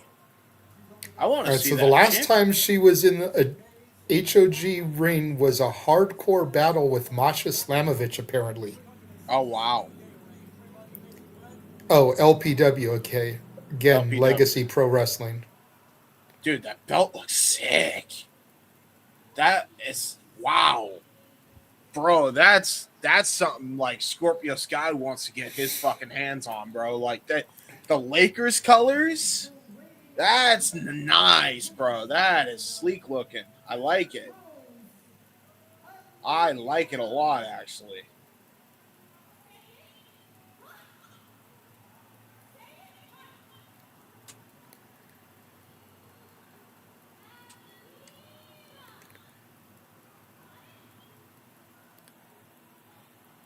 She's got to be a heel, too, of course.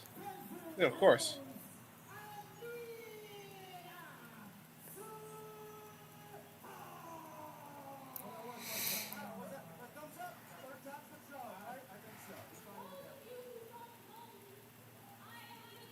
Well, can you stop talking now, Can we just beat her ass, Gabby, please? Gabby? Please.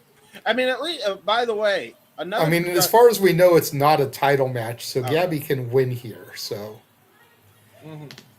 and then she'd be in line for a title shot because she beat the champ. Mm-hmm. I'll state this also. Very nice. Very nicely done. As far as the audio quality is way better than it has been in previous times. I Again, mean, look who's back, back again. Yeah.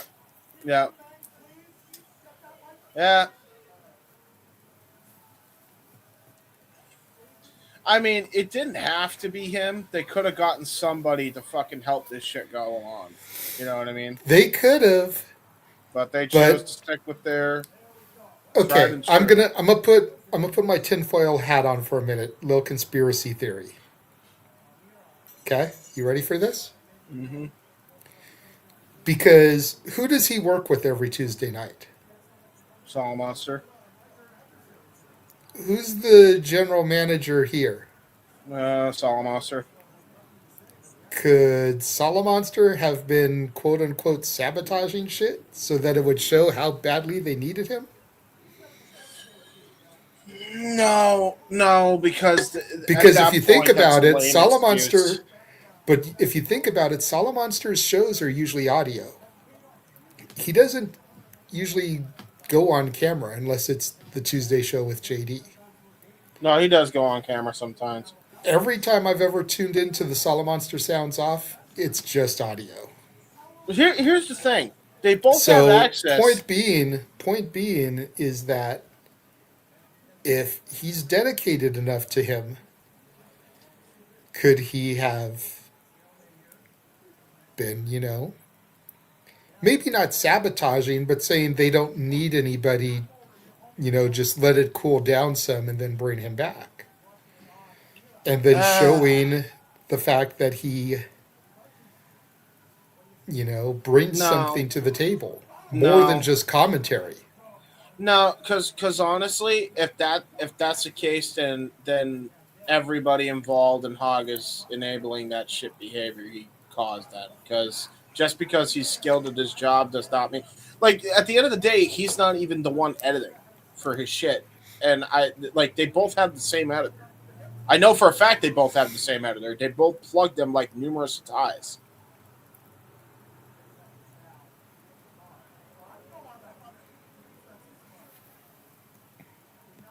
Yeah, thank Hannibal's you, Hannibal. in the chat now. Yeah, Hannibal, you missed my fucking rant. I already said it's a bullshit apology. I straight up called it. It's fucking hilarious, by the way, that the most views we have gotten off of that was when this fucker came back. I will say that, because that's how much people can't stand him. Or like him. Again, you know, he's a polarizing personality in the wrestling space. My comparisons to Howard Stern and Rush Limbaugh were given for a reason. People either like Howard Stern and Rush Limbaugh or they hate Howard Stern and Rush Limbaugh. But regardless, at their time, they were two of the most watched and listened to in their field. Ooh, good airplane spin into a Samoan drop, by the way, by Gabby Forza. And no, Nick, you didn't miss shit. Yes, Nick. Yes, He Nick. didn't You missed a apologize. JD from New York apology in the center of the ring before the show started. He didn't even apologize. Hold on, James. Whether you believe his apology or you don't believe his apology is irrelevant. House of Glory started the show with JD from New York in the center of the ring issuing a public apology. So yes, he apologized. We can go on and on about the sincerity, whether it was real or fake, etc., etc. But he did issue an apology in public. So we can't dispute that. Not for the fucking reasons that... Like, he didn't even explain what he was apologizing for, by the way. I just want to point out. And if you know the lore, you know the reason Mercedes wanted to fuck off from the show was because of the shit he said about her fucking coworkers, which were Asian, who are Joshi, who he's infamously been shit talking for I don't even know how long. Up until maybe recently he started turning around. I wonder why. Let's get back to the match, James. We're doing the women here a disservice. I know, but fuck me. Nick, nice chops there from Amiira Sahar to Gabby Forza. I'll DM you when we're off the air, Nick. There's no need. We told him what happened. Again, you can believe or not believe the apology. You can think it was sincere, you can think it was insincere. But it doesn't change the fact that the show started with him issuing an apology in the center of the ring. Back to the action.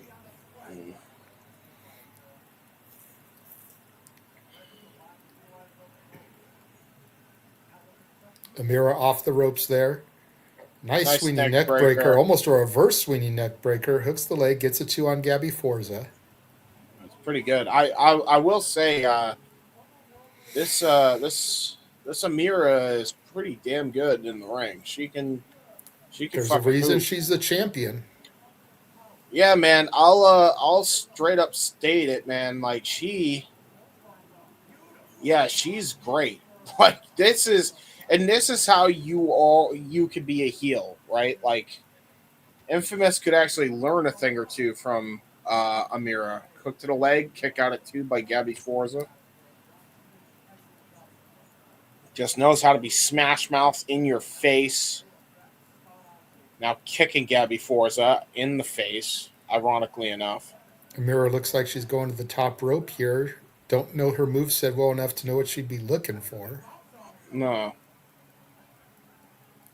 Looked like she was going for a coup de grace, but she rolls through it. Kick to the midsection. Gabby used her strength to block the Irish whip. Nice fall-away slam there by the Nomi. Yes, sack of shit slam. Shout out Scott Hall, because that's what he used to call it. Sack of shit.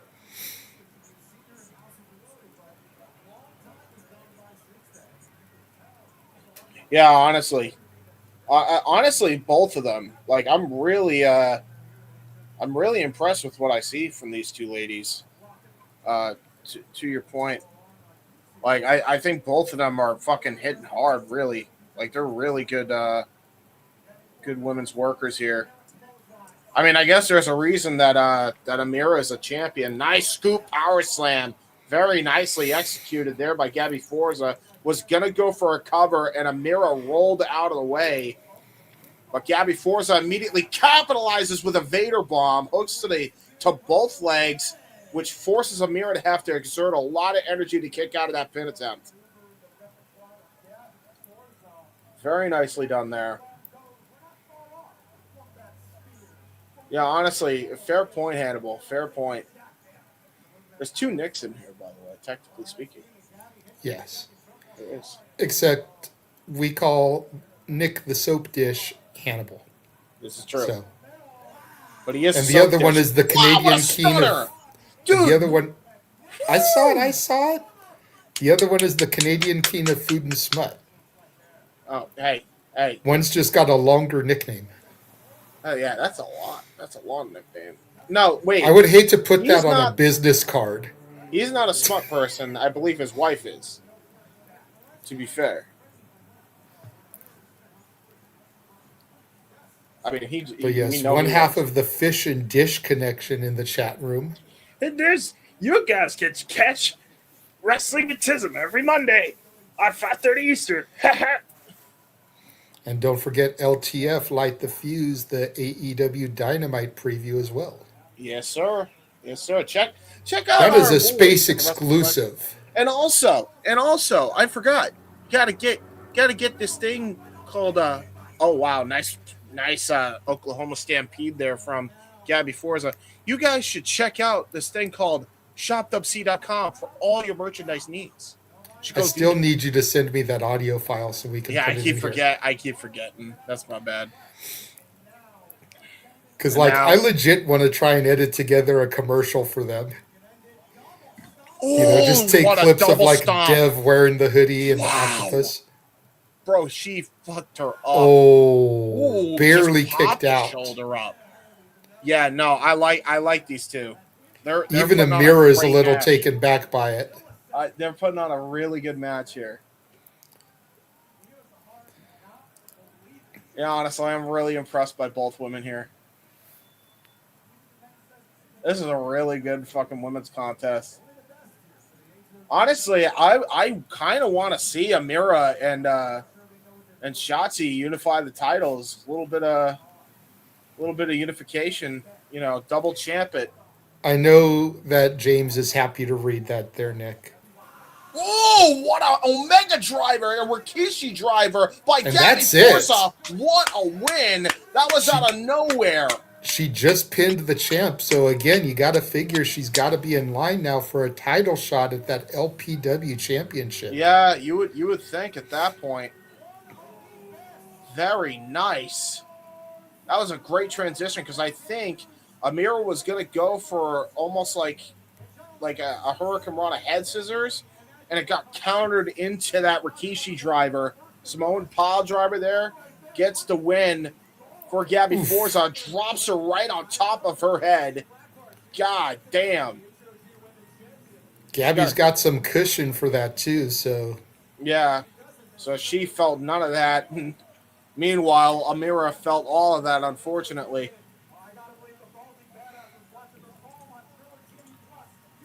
We're professional now, says Nick. There you go. See?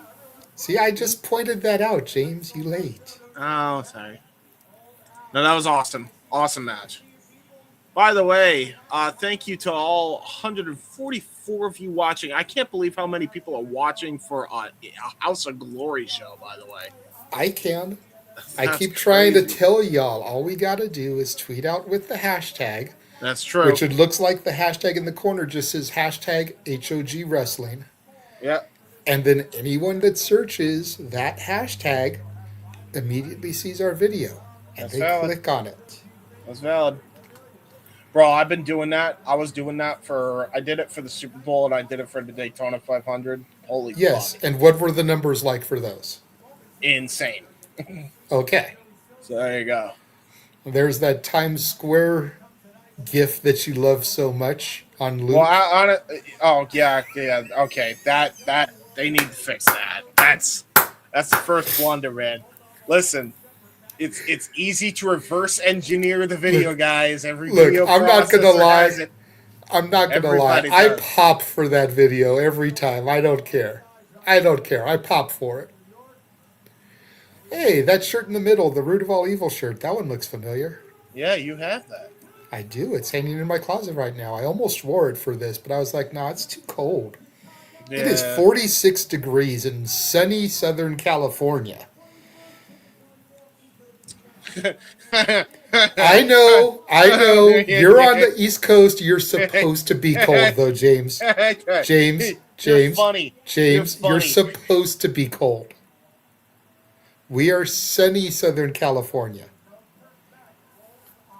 We're supposed to be in the 50s at the minimum, more like the 60s. Freaking cold. Get out of here. It's California cold, James. Shut it. California. It's snowing here. Oh, wait. We're still getting a... Oh, wait. No, this is the infamous match, isn't it? Okay. I was, like, confused. Are we still getting Diamond? Yeah. Why is... Okay, Diamond. Don't fight the child. Leave the child alone. She did not... She a paying customer. Don't do that. That's rude. Very rude. Don't do that. Very rude. Oh, yeah, that's right. We still have... Okay, so, yeah, she's definitely still on the card. Okay. Oh, okay. You got that. Cool. Now, I wouldn't be surprised if this turns into something for Infamous as well, or if it turns into a mixed tag.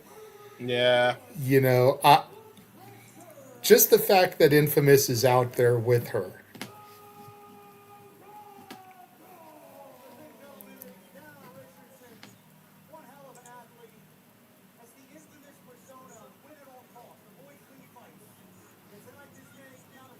Speaking of which, shout out to Wrestlefish. Go follow him on East. Do the teams. The other half of the fish and dish connection. Indeed. You know, I wanted to make a comment when Diamond posed in the rain, but I thought better of it. Why? Because we're on the collective. Just in general. In general. Fair. You know, Cake. we don't have to be that way all the time. That's fair. Oh, well, this man, if he knows anything about cakes, maybe it's Sweet Cheeks Joey Silver. Because, you know, God, look at this fucking dude. Is it just me, or does this look like it could be Salamonster's little brother? Honestly, he does, low-key. He kind of does. He kind of looks like Solid Monster a little bit. And is he handing out peppermint candy? He's tossing candy to the crowd, yes. It's peppermint candy, by the way. Can you tell? I can't really tell. I just see candy flying. No, trust me, it's peppermint. I can tell. It's the little peppermint wrappers he's tossing in the crowd. Bro, this dude is the most fucked fucker of all time. Look at this guy. Why's it got to be a fucked fucker? Because why not? The fucked fucker of fuckery? Yes, indeed. Bro, I love it and hate it at the same time. I'm conflicted. It's like if Jason Solomon had like a midlife crisis and like he decided to become a wrestler in the midst of it. Like, hello, ladies.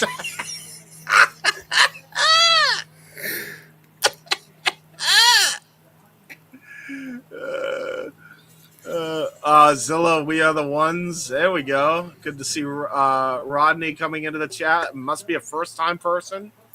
The big Silvboski here. Yes. Go follow us on all the socials. Go check out SR Studios 2024 for more, brother.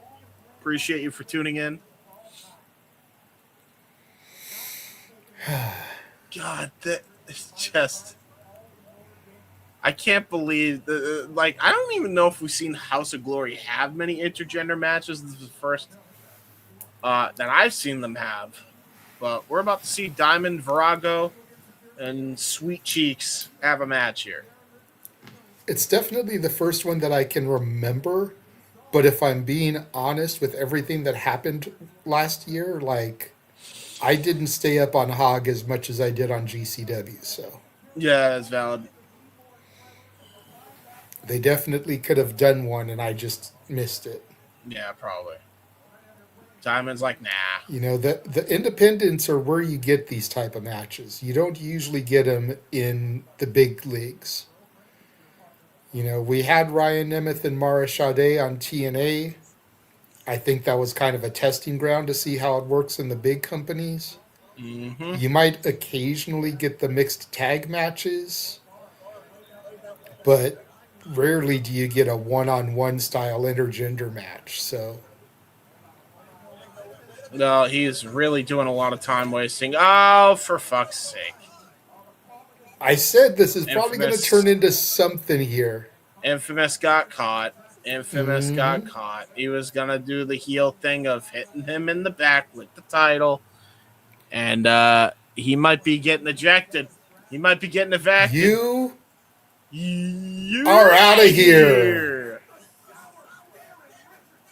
Bye. Good to see you. Wouldn't want to be you. And the crowd goes apeshit for that. They are happy that Infamous is not going to get involved in this contest. By the way, I mean,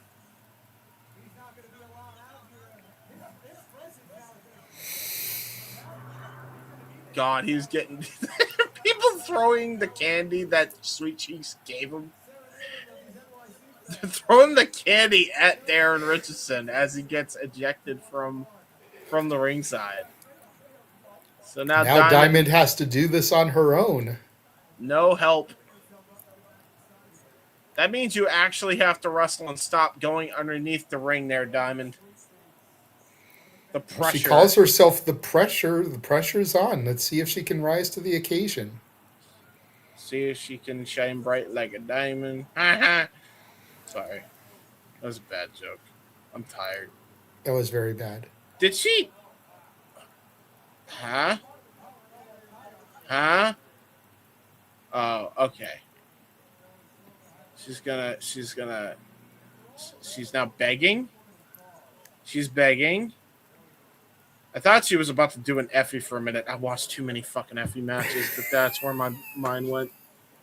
By the way, my mind went somewhere completely else, and I'm trying once again to not make the joke. But if she does it a third time, I'm just gonna say it. Yeah. 3 strikes, you're out. You do it one more time, I'm giving the joke. Or if I get a super chat, I'll make the joke.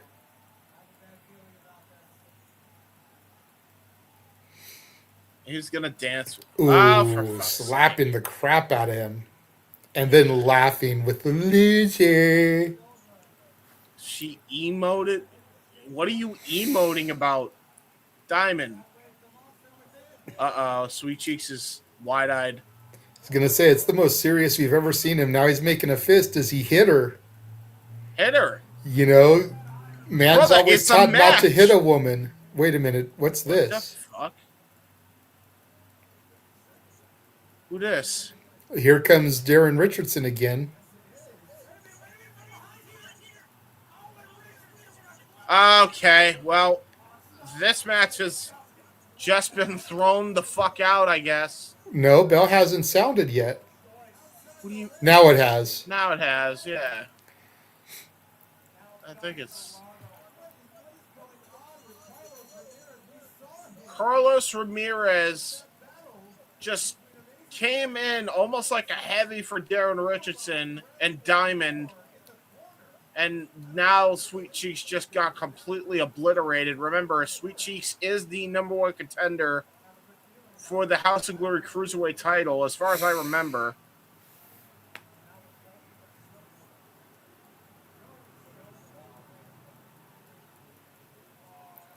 Now giving her a Tootsie Pop.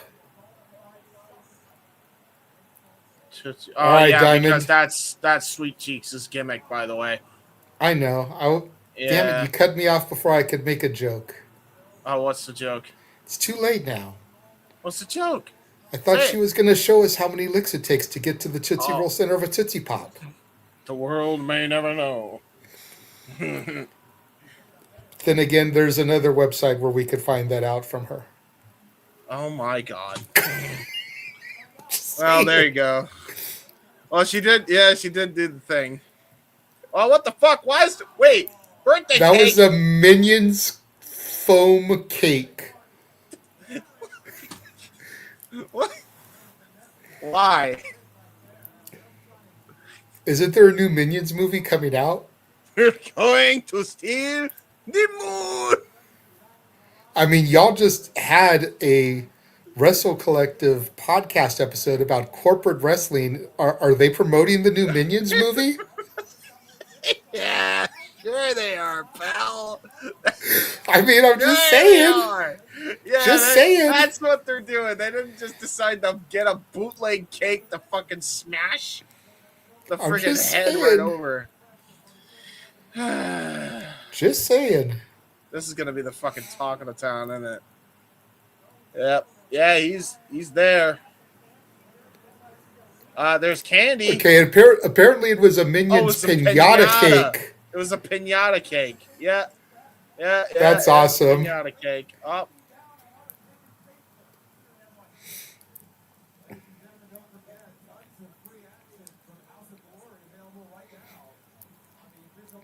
Okay, that's smart of them. Again, that's something they haven't done lately. There's a QR code on the screen now that if you scan it, I'm sure it'll take you to their YouTube page where you can subscribe and there's free matches. Dude, that QR code is the fucking tiniest thing I've ever seen, though. What the fuck? But as long as it takes you there when you scan it, who cares, James? It's something they've never done before. They're catching on. Well, actually, no, they did used to do that. When JD was there? No. And now he's back? Yeah, he's been out of action because he did a stupid. And honestly, I'm not gonna go over that spiel again. Thank you. Let's try. Not gonna do it. Let's try to remain professional, James. Any more comments that you have to make about the situation can be made on Shenanigans tomorrow once our guest has left.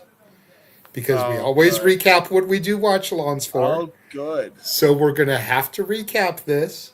Yeah. And that's definitely a talking point of the show. So. All right, cool. Guys. So if you want to see more of there. James's crash out over the return of JD from NY to House of Glory, tune in tomorrow to the Saturday Shenanigans. 11 o'clock Eastern, 8 Pacific. The show will begin with the Poder Mania champion, Brittany Blake, for however long she's willing to give us her time. Yes. The last 2 interviews we've had for Poder Mania have gone roughly 90 minutes. So I don't know if she'll give us that much time. We'll play it by ear. There you go. Once Brittany Blake leaves us, we will get into Shenanigans as normal. I'm sure Nick Ferrantes will be there for that. I'm sure Charles Schultz will be there for that. And yeah, so tune in to see more of his crash out over the return of JD. All 152 of you be there for that. Yeah, I got a lot. It'll definitely be clippable. Oh yeah. I'll tell you this, it was like shit. But I'll save the rest of my rant for that. Yes. In the meantime, in between time, yes, he returned. Time lapse. Yes, he returned. God damn and that's it. all we're going to say about it. They did it again. For fuck's sake. Just reverse the video, man. For the second part of that, just reverse it so we can loop It's not hard. Yeah. Why do you do this? Why can't you, by the way, why can't you... Here comes your second favorite House of Glory talent, Hillary P. Wisdom. I don't like him. I really don't like him. He's like nails on a chalkboard. Even And the worse than the Nouveau other individual narcissist. mentioned. Although, to be fair, I don't know him as a person. So, to be fair, probably To be a fair, better you person. don't know either of them as people. Uh-huh.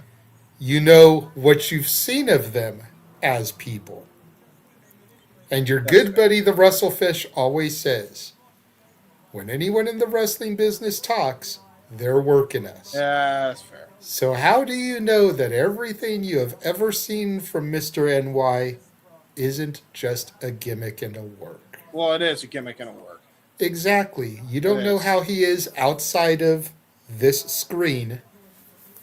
It Let's makes try it to worse. keep that in mind. It makes it worse if that's the case, by the way. But No, again, because he could be a cool as hell dude in real life and he's just playing a gimmick online. which makes it worse. No, it doesn't. yeah, He's it just kinda playing does. a character. He's making money playing a character. Just like Oh. everybody else we watch in professional wrestling. I disagree. You don't know that, though. That's What all I'm the- trying to say. Huh, Anyways, what- Idris what's Jackson that for? and the Nouveau narcissist Angel Jaquez in the ring now. Angel Jackass. Sorry. I always got to say that anytime I see Jackass come up. All right. I hear there's an angel and that he's a jackass. What? Ah. And again, I think Hillary P. Wisdom is good for the indies. Oh yeah, for the indies, I'm sure. Like He's by the way, not he's not going to make it to a major company, but he's damn good for a manager on the indies. yeah.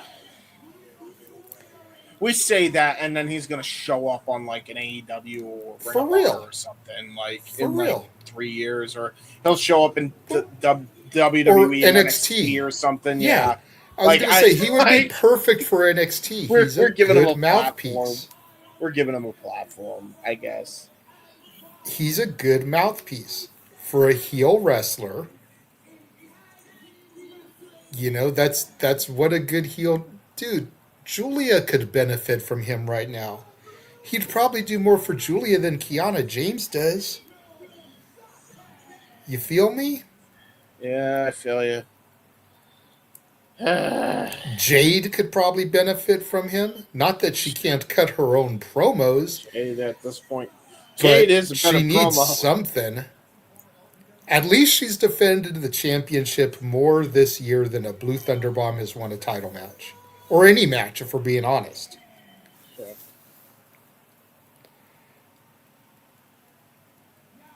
Oh my god, he's still talking? I'm just glad Noah's not here to be like, shut the fuck up, JJ.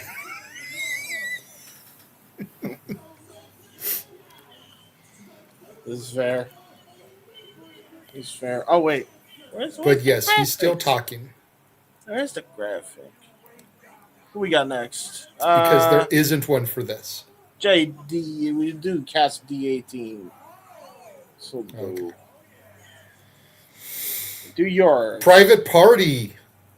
Ah. So this is who Private Party's fighting. Okay, shots, shots, shots, shots, shots. By the way, awesome return for them. The Rascals, and the Bucks went to work on Wednesday.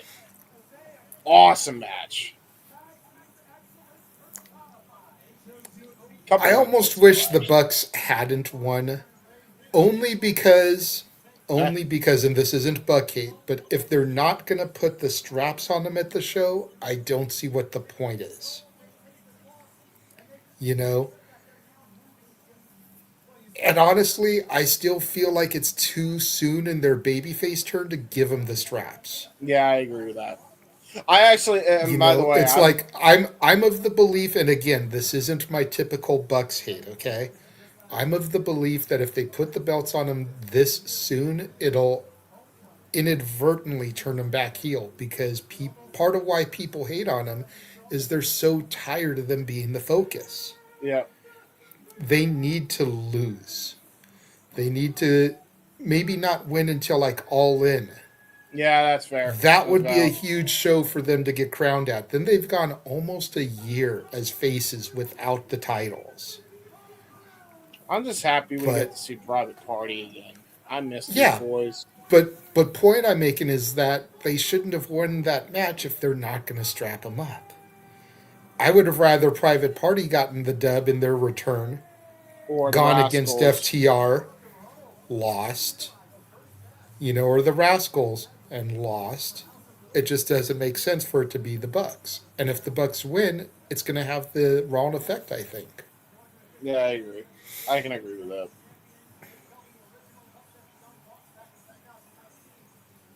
But yeah, the Shop Boys are here. Private Party taking on the Hillary P. Wisdom Family. The Wisdom family. We can't call them the Wisdom. I will not besmirch the good names of Bobby Heenan or Don Callis like that. Well, can't call them the Wisdom Alliance because that besmirches Paul Heyman's Dangerous Alliance. What's like a religious thing? Because he always has like a Bible type deal with him or whatever. Wisdom's Congregation? Ah, That seems like a mouthful, though. That could work. Congregation is just too long of a word to try to get out, though. I like it. It sounds good, but on commentary trying to talk, and when you got to speak quickly, Wisdom's Congregation. It Wisdom just, Congregation. Oh yeah. Okay. Yeah, see? Wisdom Cathedral. No, that's still Walk with Wisdom. walk with. We're trying to. This is like when Ryan Hannibal and I on Tism on X when we tried to rebook the crucifixion that one time. See, Nick is saying that Nick Wayne and Kip are going to cost them. I think a returning Christian and Cope are going to cost them. Mm-hmm.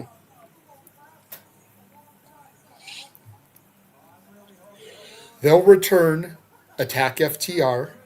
Yeah. Match will get thrown out via disqualification.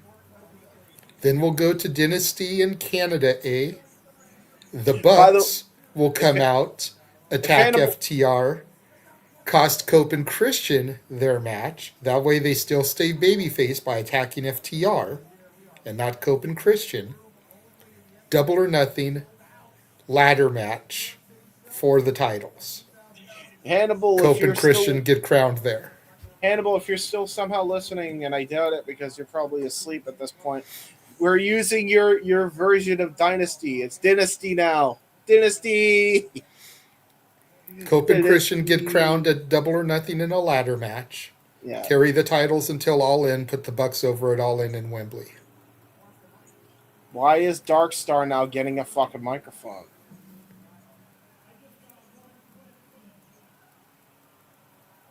That's the way I book it. Okay. And we'll see if it comes to fruition. And you notice I ended with the Bucks going over Cope and Christian at a huge show. So I don't know what Dark Star just said, but he has way more personality than even the manager at this point. Why does he have him as a mouthpiece again? Well, if we're being honest here, Hillary P. Wisdom is the Nouveau Narcissists manager. Idris Jackson is new to the fold. And we've had times where managers have had people that don't really need a mouthpiece. Again, the Dangerous Alliance. Rick Rude damn sure didn't need anyone to talk for him. But he was the cornerstone of the Dangerous Alliance and Paul Heyman. Well, Angel Jackass being a jackass at ringside, posing to the audience. Got Mark Quinn and Angel Jackass starting things off here. I think that's Isaiah. The Church of Wisdom, I think is what we'll call them. Yeah, that's Isaiah in the ring, bro. Mark Quinn's Is that on the Isaiah? ring. Oh, sorry. I'm tired. I'm trying. Because that's the one that always ran with Matt. That's Brother Zay. Yeah. Brother Zay. What? Sorry. Fuck. Why am I... Stop blurring the camera. That's the heart key. Oh, trying to go for Lariato, and Isaiah Cassidy says no. Doing a little taunting of his own and taunting to the mirrors. Angel's getting mad that he's stealing his shtick. Well, he's... like Walter Cruz used to say, stick to your shtick. Well... Now he's trying to bait Idris or Angel Jacquez in. Isaiah Cassidy and Mark Quinn going for a little silly string action. Connects with it. Fully connected. Bumps Idris Jackson off the apron, and now a tag in to Mark Quinn. Uh-oh, here we go. You got to be kidding me. This may be over before it begins. 450. Oh, hooks shit. The leg. No, Oh, Idris Jackson breaks it up. Just barely. I'm not gonna lie, I thought that was it too, bro. Honestly, I was like, "Whoa, shit! We did all that for a squash." What the fuck? Oh, my battery for my lights. Yeah, I'm gonna need to cut mine on after this match too. It's starting to get dark out. There we go. There we go. I mean, granted, I'm the Dark Knight, hence the bat signal behind me. Yeah. And, Batman right there over my shoulder. Kind of like the angel on my shoulder. Kind of looks like he's standing on my shoulder. And he's not wearing Acubats. But, yeah, so it's because I've been using natural light because I've got my blinds open. But now that the sun's gone down, oh, look. Angel and Idris doing the shots taunt. But now that the sun's gone down, I'm going to have to cut my room light on once this match is over. Tag into Idris Jackson. Elbowed him Mark Quinn. Just elbowed him right in the side, by the way. Jesus.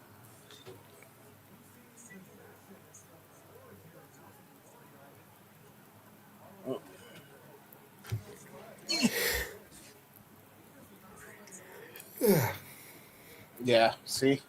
We're both tired. We're tired boys. Well, I've been lazy as hell lately because I haven't worked since Sunday, I think. Yeah, so you've just been enjoying your time. Me too. Yeah, basically, dude, I've been getting up like 9:30, 10 o'clock. Yeah, me too. It's been weird. I'm usually a night owl, and all of a sudden, my clock's been reset to getting up in the morning, and I hate it. I'm not used to it. See, I'm used to nice boot, hook the leg by Angel, only gets a 1 count, and he's like, "Are you kidding me with a 1?" Usually I'm up at 8 in the morning, so the fact that I've been sleeping till 9:30, 10 just shows how tired I've been. But I was up at 8 to go do the laundry today. By the way, that was a Russian leg sweep combination with that big boot, just to clarify. The junk to the face of Mark Quinn. You can't do that. Yeah, you get Manhattan dropped. That's what happens to you when you try to teabag an emote on Mark Quinn there. Don't you dare do that to my private party. Ooh, good knee strike right to the gut. Mm-hmm. Angel Jacquez was giving him his own party of privates. Yeah,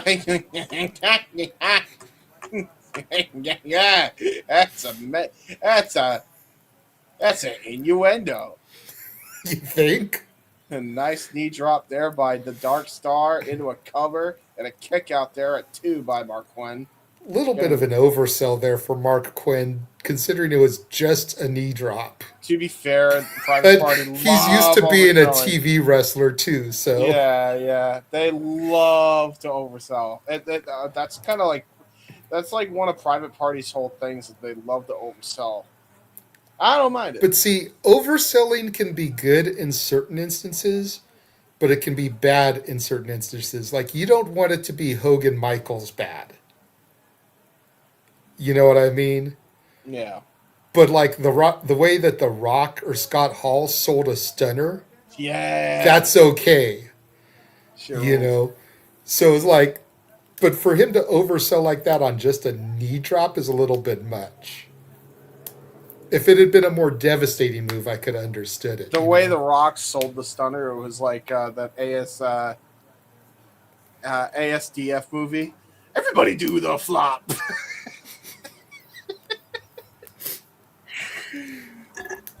Because The Rock would take the bump, then pop up, Yeah. flip. Yeah. Did someone say flip? You want me to give you one of these? Right? The stunner never looked more devastating than when Rock would take that shit. I don't know, man. Scott sold the shit out of that one. But he time only did it that one time.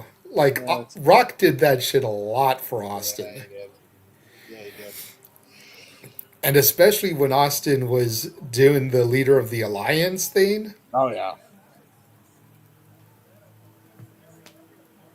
Hell of a chin lock, by the way. And we saw a snapback from Mr. Angel Jackass. Go snap back. We go snap back. We go snap back. There.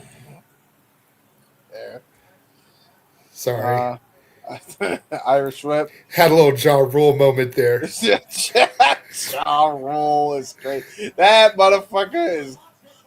He got fucking owned many times over.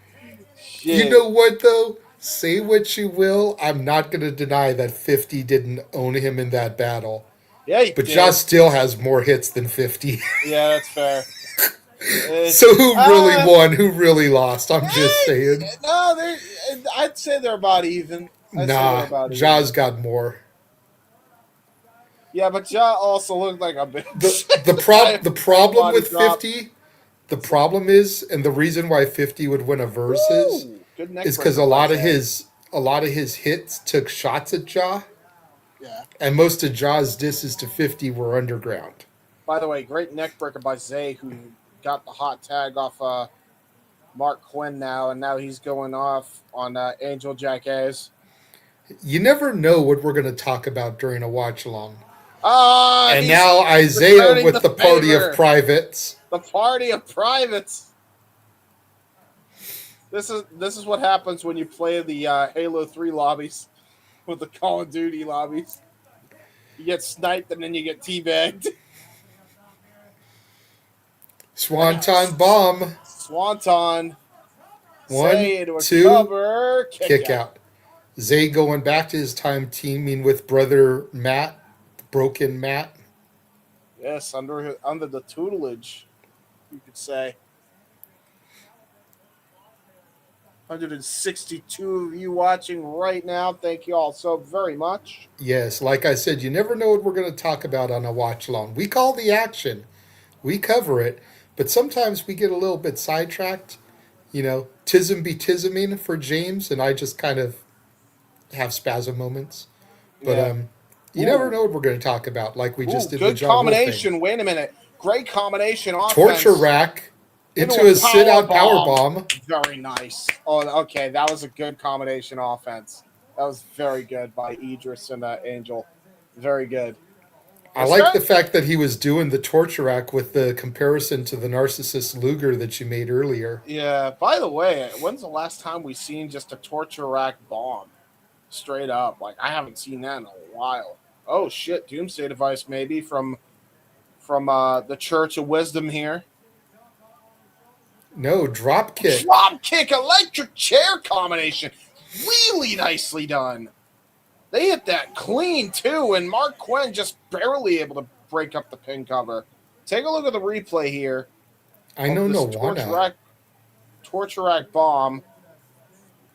Are they they're not going to show the freaking electric chair drop kick? Because that torture rack bomb was better. No offense. Yeah. Looks like he's got a chain or something wrapped around his knuckles. Does Idris. And look at that. Hillary P. Wisdom on the apron. Basically. Wait a minute. Someone's coming out now. Hang on. Everyone's turned into the entranceway. Who this? Raheem Royal. Raheem Royal, who's apparently injured, by the way, because he is hopping on one leg.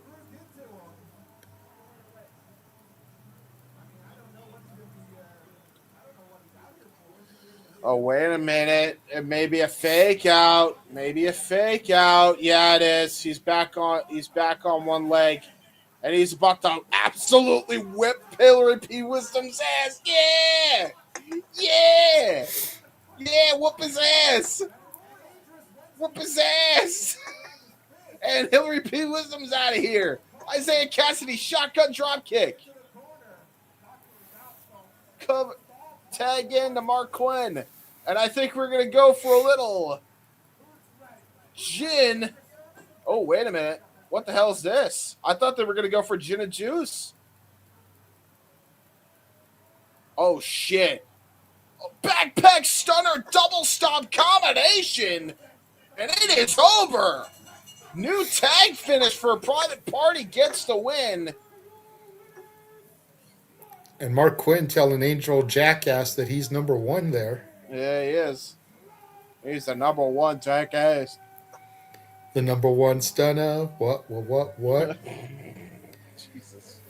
Right. Well, I mean, it was a backpack stunner, and then he gave the number one salute. It's the number one stunner. That could be what they call it. Look at it again. Double stomp, backpack stunner. Yeah, true. Got the 1, 2, 3, and then once he was done, gave the one-fingered salute. It's the number one stunner. Yeah, fair. Well, I just named it. you just named it. You did good. You did good there, buddy. You did very good. All Very right. nice. Well, while they wrap this up here, we're going to run the trailer. Give me a chance to cut lights on and run to the potty. We will be right back. And now for a taste of things to come.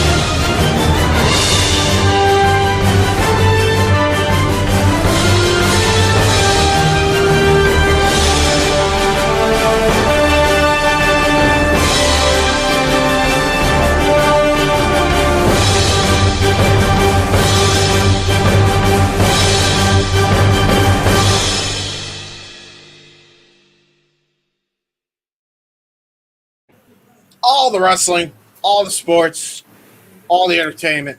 God damn it. Oh my God. JJ with the Beavis and Butthead. Fucking Ross 4. Look at this shit. Look at that. Look at this. Hey. Actually, the backdrop of Beavis actually kind of looks hard. I ain't gonna hold you. It kind of looks crazy. Are you trying to clown me, dumbass? Yeah. Shut up, bunghole. That's actually not bad. That's actually pretty good. That would be Beavis and Butthead if they had a promo segment on Raw. You're off the one, right? Aren't you the guy that likes chicken tenders or something? Yeah, chicken tenders, roll. Where's your mommy? Shut up, Beavis. He doesn't have her anymore. He's with that other chick. What if we had like woke? What if we had woke Beavis and woke Butthead? What would that be like? Right? That'd be fucking funny. Women deserve to be respected. Yeah. They're divine creatures. Actually, no, I'm kind of making them Reddit mods. Never mind. I thought I was making them that. I just turned them into fucking Reddit mods. They totally would be. They would totally be just fucking weirdo fucking Reddit mods. Yeah, you know Beavis and Butthead are the type that would be like, so do you have an OnlyFans or something? Yeah, exactly. Yeah, I want to subscribe. Tip the fedora. Shut up, butthole. I'm trying Why to are we score. doing this, man? We're tired when we're doing this. Because that's on what a Private fucking- Party are saying right now. We can't hear them because they're turned No. down, so we don't get copyrighted. Yeah. So we're that's making fair. our own stuff for them. That's fair. Zay and Quinn, by the way, got their start in House of Glory. Yes.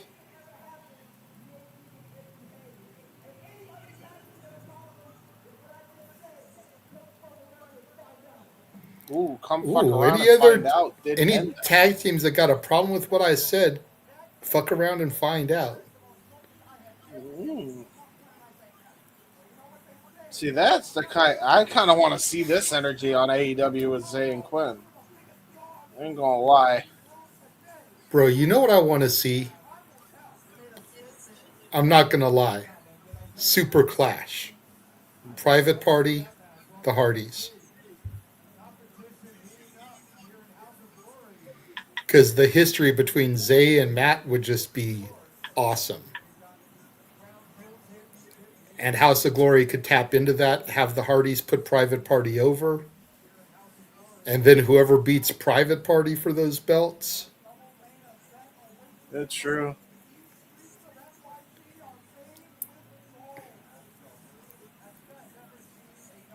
I like that Subway House of Glory shirt. Up, time lapse. Let's see. Here we go. It's gonna cut. It's gonna cut soon. Wait for it. Wait for it. Wait for it. Go loop back. Oh, they did it right. They can be taught, James. They can be taught. They can be taught, indeed. They're doing the thing. Very good. Very good.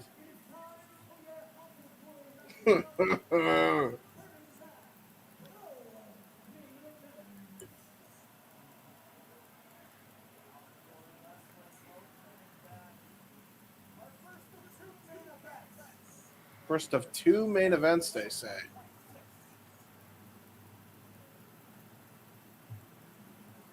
Here we go. Main event one. El For the Sombra. House of Glory World Championship. Sombra See- versus it's two rich boys. It's two I rich have- boys. I have a slight problem with them prioritizing the AEW title over the HOG title. I get MJF is a star. Zilla's not on that level. You should not prioritize another company's world title over your own. I think that match should be here, and this should be the main event. Yeah, I hear it. Honestly. I tend to agree, especially with the talent that we're actually seeing, because we know this match is going to slap, by the way. Yeah, because Mason may not be on the television level either, but he's levels above Zilla. No disrespect to Zilla Fatu. But Mason is that guy right now. Like, the two best heels on the indie scene right now are Charles Mason and Atticus Cogar. That's just facts. Yep. Look at this, man. Superstar-like entrance here at House of Oh, yeah. Glory for La Sombra. Yeah, For dude, Andrade El Idolo. the aura in the Globe Theater in LA was just unmatched. Mm-hmm. I've never been Andrade's biggest fan, but again, like a few people I talk about, Andrade came up in an era when I wasn't wrestling. So I'm just starting to like You get mean it when when you it weren't- comes to him. When you weren't watching wrestling. Yeah, that's what I said when I wasn't watching. You said when you were wrestling.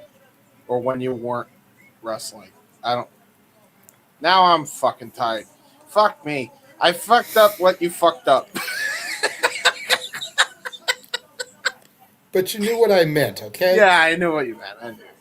He came up in an era when I wasn't watching. Yes. Pretty sure that's what I said, but anyways. I don't remember anymore. I'm bro. So I don't get him. My memory's on like fucking 5 gigabytes right now. I don't get the hype about him. I'm slowly starting to get it. But you have to remember, when I started watching Andrade, it was first run AEW Andrade. Mm. First run AEW Andrade did jack diddly shit. Yeah, it was so. Although When he went back to the Fed, he did jack diddly shit. yeah. I'm This seeing second one more of him just in these last 2 months than I have in the almost 5 years that I've been back watching wrestling. That's fair. By the way, I do want to state, in his first AEW run, he did have that awesome triple threat match. I don't know if you've ever seen it. It was between Darby, Sammy Guevara, ironically enough, and him. Oh, it's one of the greatest three-ways AEW's ever done. Like, genuinely, it was such a damn good match. It was like, I think the 5th episode of Rampage, I think. It was so good. So good. I miss Mason wrestling in like business clothes. You know, the shirt, the tie, the slacks, and everything. Yeah, I do too. Although, to be honest, It was very IRS of him, yeah, but it worked because nobody else was doing it. A lot of people have trench coats and tights. You know what I maybe mean? it just wasn't practical for him anymore. Maybe he was just uncomfortable wrestling in it, you think? I think he got a little bit of paper from his Ring of Honor appearances and just invested it into new gear. Yeah, probably. He was like, I'm done wrestling in suits. Fuck this. I want tights and He got shit. some of that TK money and he invested into himself. Yeah, probably not a bad idea. And if you think about it, he became champion, you know, shortly thereafter. Yeah, he became the triple The champion. Jersey one, anyway. Like the HOG Jersey. one he had while he was doing the old gimmick. But I think his HOG run is what got him on Ring of Honor. Yeah, for sure. It's going to be a fucking great match. Like, by the way, I cannot wait for this. By the way, 2 rich boys in the ring. And Andrade works better as a heel, so that's going to be interesting to see how we do this, because Andrade is the default face here. Yeah, 100. But Andrade works better when he works as a heel. So So- we'll have to see, you know, if he pulls out some heel stuff here to try to combat the root of all evil. Look at this battle of the upper class right here. The 1% going at it to see who's the best of the 1%. Some true Hunger Games shit. Sorry. I don't even know what I'm saying anymore.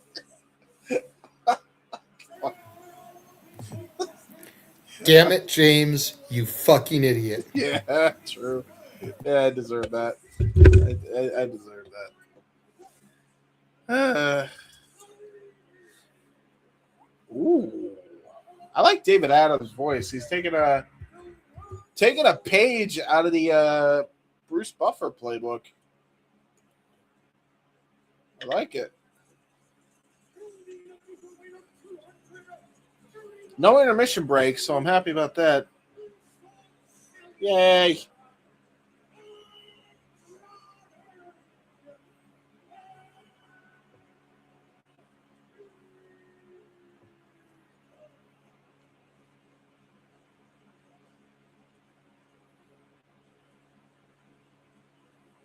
Now Andrade doing the little title taunt there, looking to get his first piece of gold out of the WWE system, at least on U.S. soil.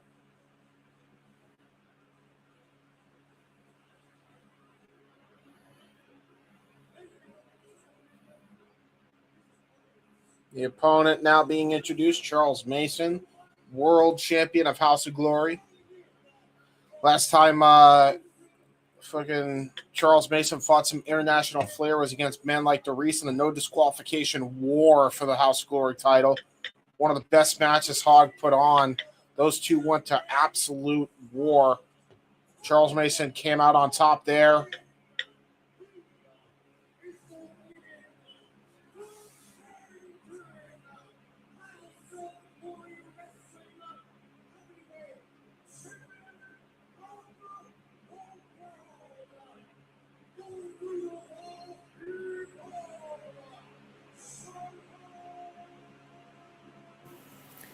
I love how he weighs in at a fuck ton of money. Of course. It's got to weigh That's a great gimmick. It's kind of like how they talk about when the Brothers of Construction, you know, how many bags of peanuts and things of popcorn they weigh in. Like, it's just fun. That's different, I think, isn't it? The title on the screen. It is, but bro, okay, you know how people call me the PowerPoint princess? I know that font is PowerPoint. They could get better. They could get better. But James, the point being is it's different. It's very Can good. it be improved? Yes, but let's start somewhere. That is a good start. That's a positive. Okay, so that's a positive step in the right direction. But God, dude, that is like 07 Windows PowerPoint font, by the way. Like, holy shit. And look, I'm not a graphics design guy, so I'm not gonna clown.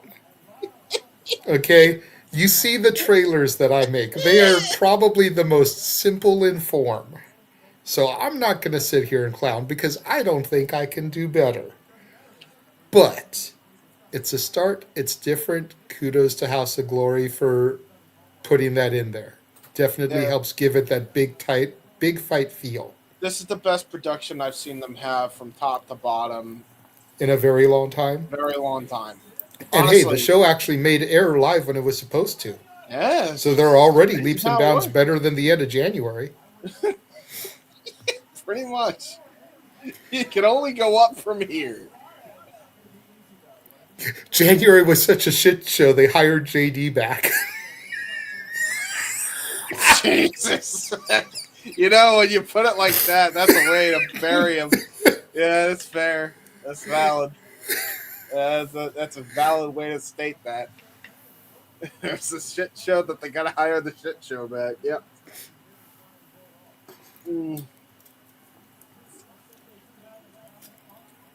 I should have grabbed a drink while I was out. I'll get it in between the next match. Andrade extending the hand. Show his sportsmanship to the champ. With Mason, Andrade. Okay, but it's La Sombra. Like, dude, he can battle Mason. He slaps him, and Mason liked it. Oh, we're paintbrushing each other. Okay. Did you see that look on Mason's face when La Sombra slapped him? Yeah, not going down. He likes the pain. He's weird. Mm-hmm. He's freaky. Dude, he posted about that. He posted about the pain. Let me see if I can find it. No, find it now. We're in the middle of a match. The match barely started, dude. It's starting to pick up. Crossbody by Andrade. El Idolo into a cover. 1 count. He said, if you want the pleasures of my title, you're going to have to go through the pain. I am prepared to suffer. Are you? Nice. I like that. Please tell me that he himself did that title image and that he didn't what a Yakuza kick there by Andrade, just drilling Mason to the floor.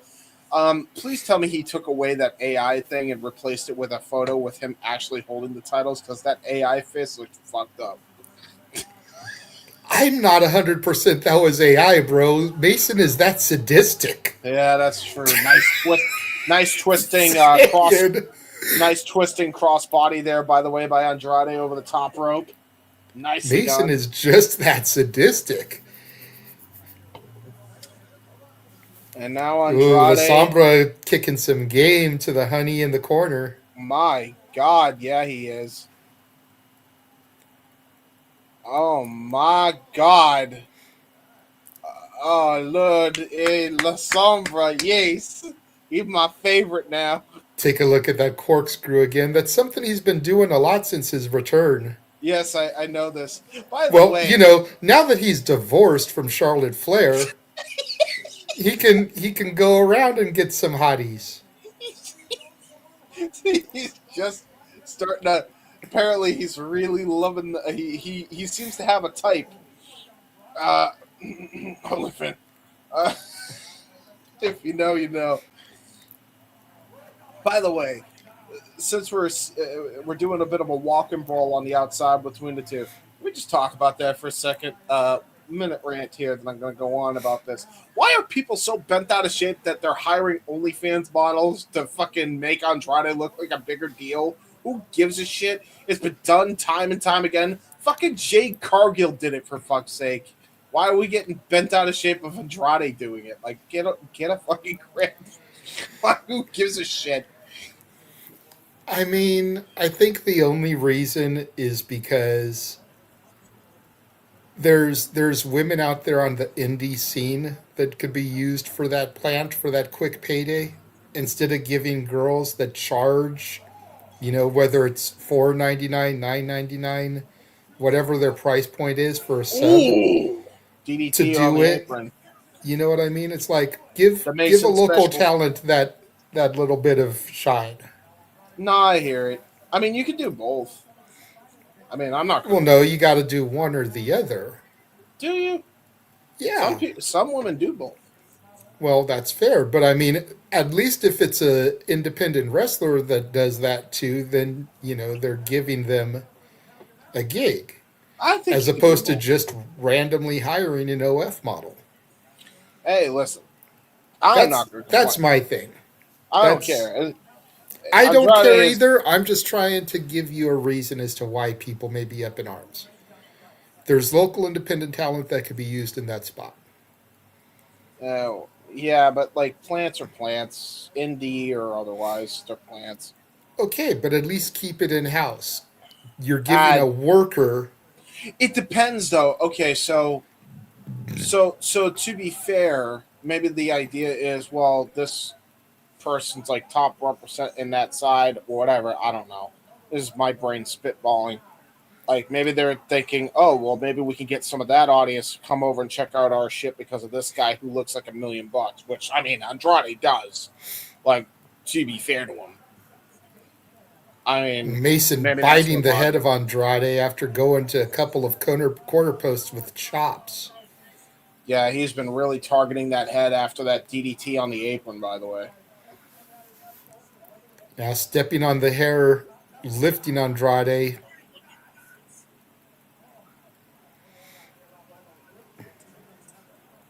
Again, Mason is a sadistic MFer. yeah, he is. We're about to reach 200 viewers, by the way, folks. Yep. 200 viewers. We are 3 away. Unbelievable. Thank you all so very much for tuning in. House of Glory World title on the line. La Sombra, Andrade El Idolo taking on the root of all evil, Charles Mason. Mason the champion, Andrade the challenger. Irish whip here by Mason.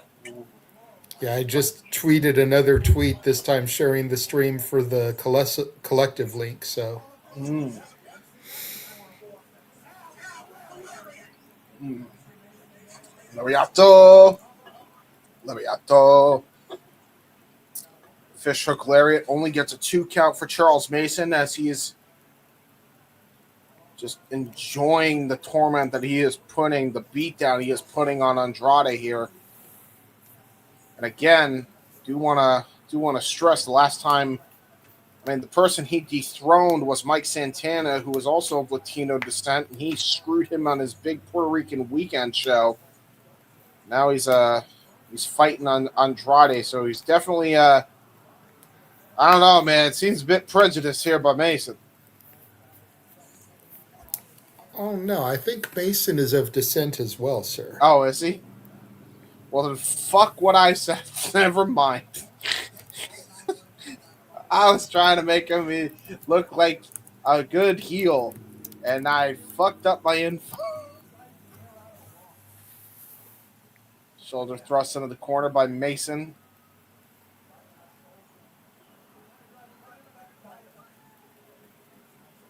Yeah, I know. I thought I was doing a good thing, making him look like a dick. But you know, the character I feel like would be that guy, but you never know.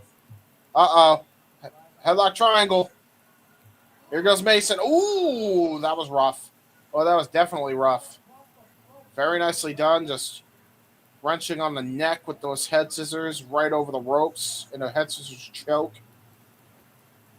Right over the ropes. And now what the hell is Mason thinking of doing on the apron here? This could be disastrous for Andrade. Very disastrous for Andrade. If I'm Andrade, I'm holding on to that middle rope for dear life. Yep, that's exactly what he's doing. Trying to stop a pile driver attempt here, and now trying to back body drop Mason onto the apron. Mason still attempting that pile driver. Oh, God. Oh, Jesus, what a back body drop from hell. And he drills Mason all the way to the hardwood floor. We have now surpassed 200. Thank you to everybody. Keep retweeting, keep sharing. That's the way it'll keep going up. Mm-hmm. Yes, sir.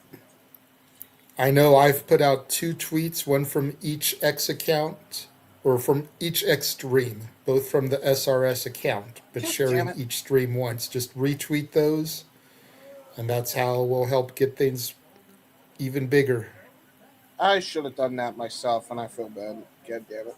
Oh, my bad. Retweet. Retweet.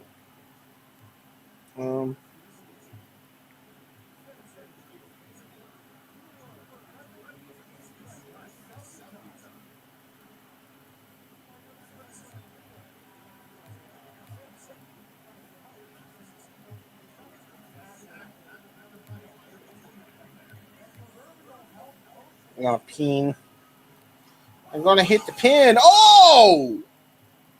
Oh shit! A fan just got knocked out. Oh my god! I think it was it the woman that was chilling with Andrade just that Probably. I think it was. Oh shit! Andrade going out to check on her. Bro, She that's might be a rough. plant. We were just talking a little bit ago about plants. She may be one. She may be a wrestler if she's taking a boot like that. Or, dude, I'll be real. If she decided to take that, props to her. She's not trained. Nice dragon screw leg whip. Mason's still on his feet, though. Nice form. Yeah, but look, he's going right back to that knee, clinching it after that dragon screw. Yeah. Yeah, Noah he's always definitely says hurting. that's gotta suck, and I speak from experience. It does. And now look at this. Going to go for a suplex. Going to go for the 3 amigos, it looks like. Probably why Blaze and Jay Lion didn't do it earlier. Didn't want 2 people doing the same gimmick on the show. Trying to go for the 3rd, and Mason says no. There's that little street fighting background coming into play for Mason. Stopping the Eddie Guerrero 3 amigos. Looks like he might be going to try to go for his own 3 amigos. Yep. And now just completely disrespecting the Lucha Libre name here doing this.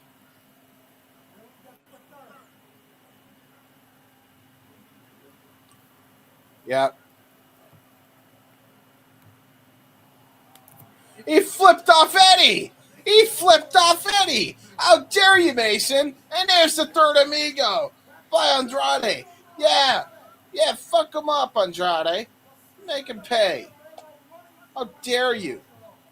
You don't flip off my goat like that. Well, then. Now Andrade. What is Andrade thinking of doing here?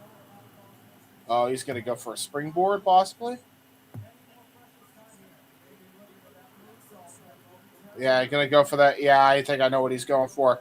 Going to try to go for the moonsault. Mason rolls out of the way, still hits the moonsault. There's the cover. There's 2, and a kick out there by Mason.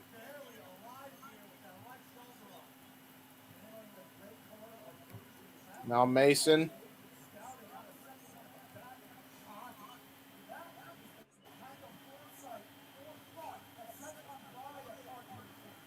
wow. I think he might be hurt, by the way. I think he got a knee straight to the groin here. Look at the replay. Oh, my. Oh, Jesus. Yeah, that was a rough landing for Mason's. Masons.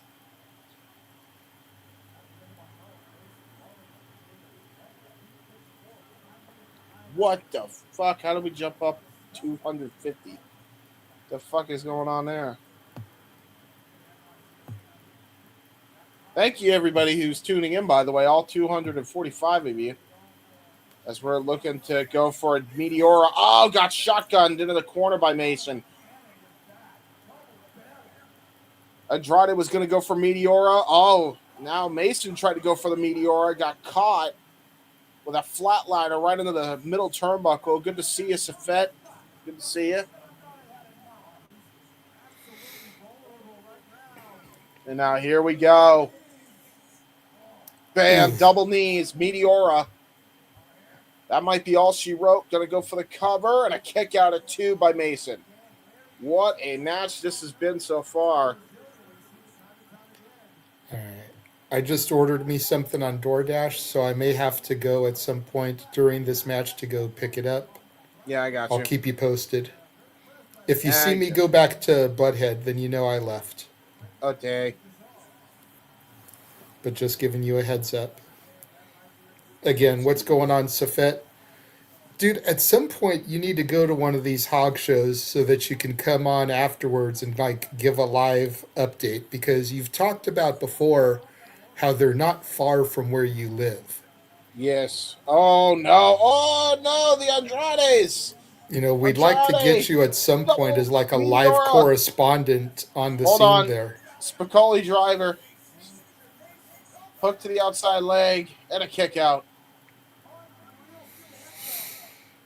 You know, we like having live correspondents at the shows. So at some point, man, go to one of these HOG shows. We can get you on the air as a live correspondent. Yeah, valid. You know, I know Ash is going to be going to the Dynamite in Winnipeg.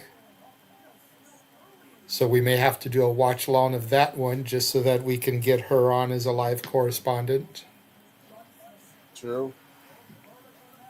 And now we're testing our might again. We're back to square one, how this whole match started. What a match, by the way, this has been. Test your might. Mortal Kombat. Been a fantastic match. And here we go. The slaps again. You can see again. Mason is kind of lackluster with his slaps at this point. He's kind of getting worn out by Andrade. Yeah, a little bit. They are brutalizing each other, though. It's like Mason is like the medium and Andrade is the supersized. You just look at them physically. Yeah, really. Like, Mason is no slouch. He's in great physical shape, but Andrade... Fish hook lariat by Mason. Gonna go for the cradle tombstone to finish it off here. Oh, just dumps Andrade onto his head. Oh, bottom rope. Andrade gets the bottom rope at the last possible second. Fantastic matchup.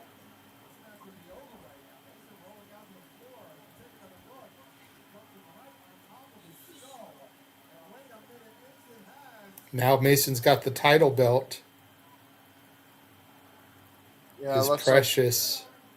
Looks like he's going to try to go for a title shot here. The referee trying to take the belt away from him. I think that's a diversion tactic.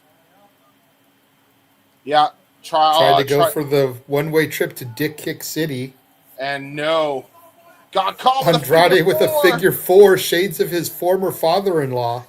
Shades of his former partner. Well, no, it's the figure four, not the figure eight. Well, watch him do the bridge. Watch, it'll happen. He's trying to get it. There he is. He's trying to go for the figure eight. He can't do it. Too much muscle mass. He wasn't able to get it. Yeah. I think he may have tweaked his own knee trying to do it, by the way. And he may have tweaked Nate Mason's knee. They both might have really bad ligament damage here. Hopefully not. That would be rough. Oh, my. The pants. The pants coming off.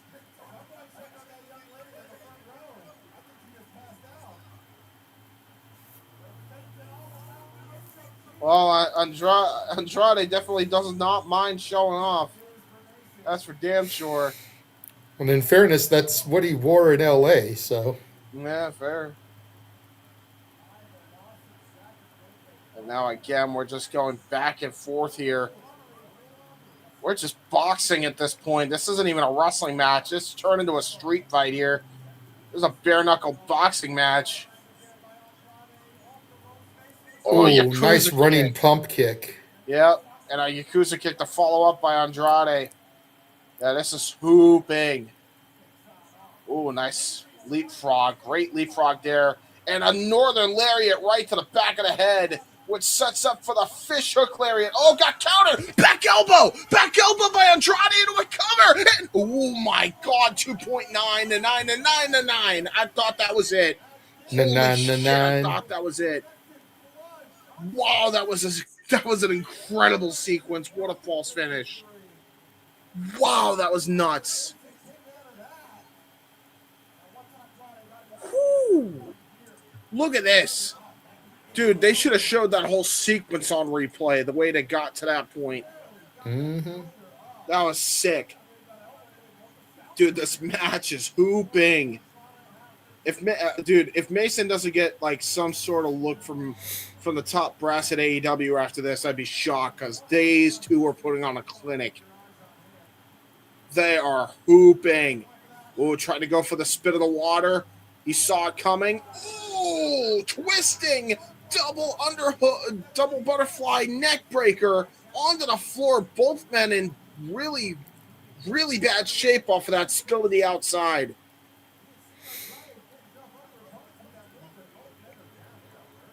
Andrade keeps going back to that knee, though. You see him clutching it there. Yeah, this is rough. Trying to get back, some feeling back. May have damaged it a little bit. I think that figure eight really screwed him up.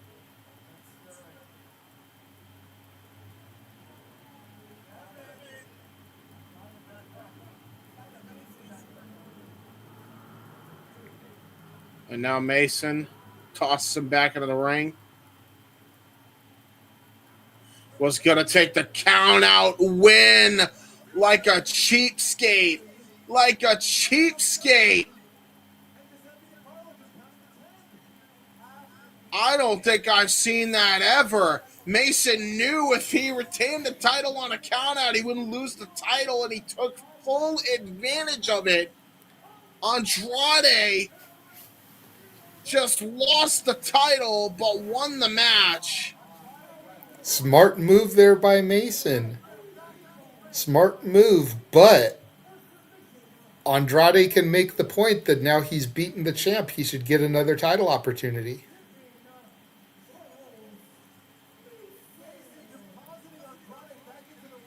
Mason is smart. He's crafty.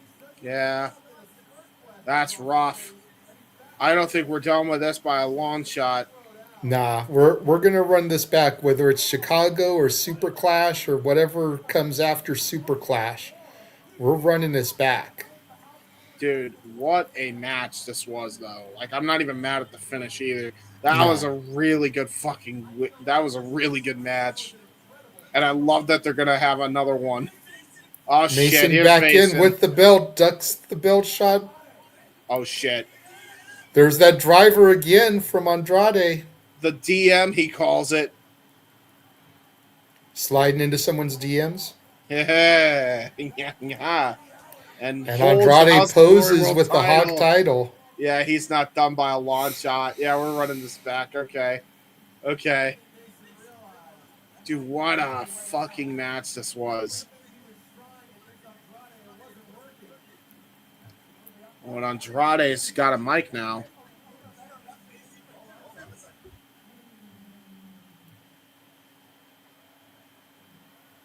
can't really hear him.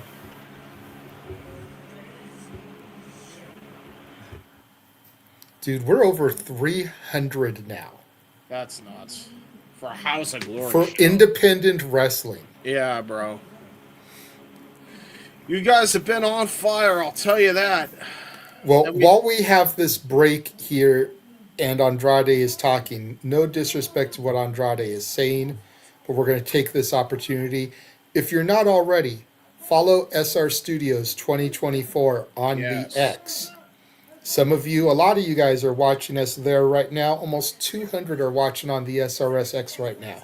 Yes. If you're not already following it, follow it. Subscribe to Rage of Wrestling on YouTube. Walter Cruz, Mr. Reliable.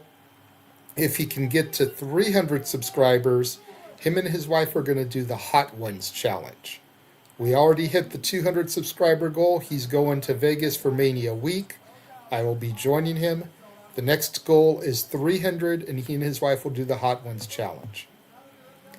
Follow and subscribe to N Foster 1916 on the X and on YouTube. The Simple Man, Noah Foster, the voice of the SRS. Yes, sir. Our regular play-by-play commentator for all things AEW, TNA, WWE, Ring of Honor, New Japan usually. The only stuff he usually doesn't lead play-by-play for is independent wrestling, which is our good buddy right here, the Heb Man, James Hebert. You can follow him at jhebertside95 on X and YouTube. Right here. His regular cohort, who is not here with us today, instead you get my ugly mug. Follow the Wrestlefish on X. Tune in to us on Wrestling with Tism every Monday as well. Yes. You can also find and follow me, Casa D18 Studios, with an S on YouTube, Casa D18 Studio, no S on the X. Follow me there, subscribe to my YouTube channel. Follow the Jeff Meacham Network, Jeff Meacham on YouTube. Subscribe to Batty for Wrestling. Our Canadian friend, Ash. Indeed. She is going to be trying to put out more New Japan content this year. Yes, sir. I know New Beginning is just around the corner. I believe Simply Predicting for New Beginning is going to be exclusive to her channel. So make sure you follow and subscribe to her there. Check out and subscribe to our very own Pink Ranger, Datilla, at Rangers of Wrestling on YouTube. Yes, sir. She always does a nice little mix of wrestling and Power Rangers content. Hence the title, Rangers of Wrestling. And of course, follow the Wrestle Collective at Dub-C Worldwide on the X, the Wrestle Collective on YouTube. And what is that website, James, they can go to for all their merchandise needs? Shop.c.com, ladies and gentlemen. Go check that out. We have content literally every day throughout the week, whether it's on YouTube, X, and whatever. Usually, I think there's only one day out of the week usually that we have off. So yeah, check us out on YouTube, X, because you will see a bunch of us do all sorts of content, whether it's spaces, whether it's Wrestling with Tism, whether it's Light the Fuse, Carlos's shows, Mania shows, Hot Dog and a Handshake, Queens Road. Tune into all of it. It's great stuff. Wrestle Collective Weekly, by the way, if you haven't checked it out on Dub-C Worldwide. Hell of a conversation on corporatization of wrestling and a whole bunch of other stuff as well. So go check it out. And then go back into the archives. Check out our interview with Rachel Lay, who will be appearing on Poder Mania during WrestleMania week. That'll be April 15th. That show occurs. We interviewed her back on February 7th. That is available on the YouTubes that we just recently plugged. This Saturday, we will be having Brittany Blake, the Poder Mania champion, on the show for however long she graces us with her presence. And make sure you guys tune into the Saturday Shenanigans in the coming weeks as we will be featuring the women of Poder Mania. Brittany Blake once again this Saturday. The following Saturday, February 28th, will be Heather Lynn, the Poder Mania ring announcer. We've got Kaya McKenna on March 7th, Jocelyn Navarro on March 21st, Alejandra Quintanilla on March 28th, Yes, sir. everybody's BFF Izzy Moreno on April 4th, and the promoter of Poder Mania, Ed Laredo at Ed in San Antonio on the X on April 11th. Gonna be a lot of interviews, guys. Check it out. But right now, it is main event time here at House of Glory. Renegade turning has back. been hustling. Yeah, yes. And I have been DMing somebody. I might be getting the March 14th date locked up. That is the only date right now where we don't have an interview scheduled. Yep.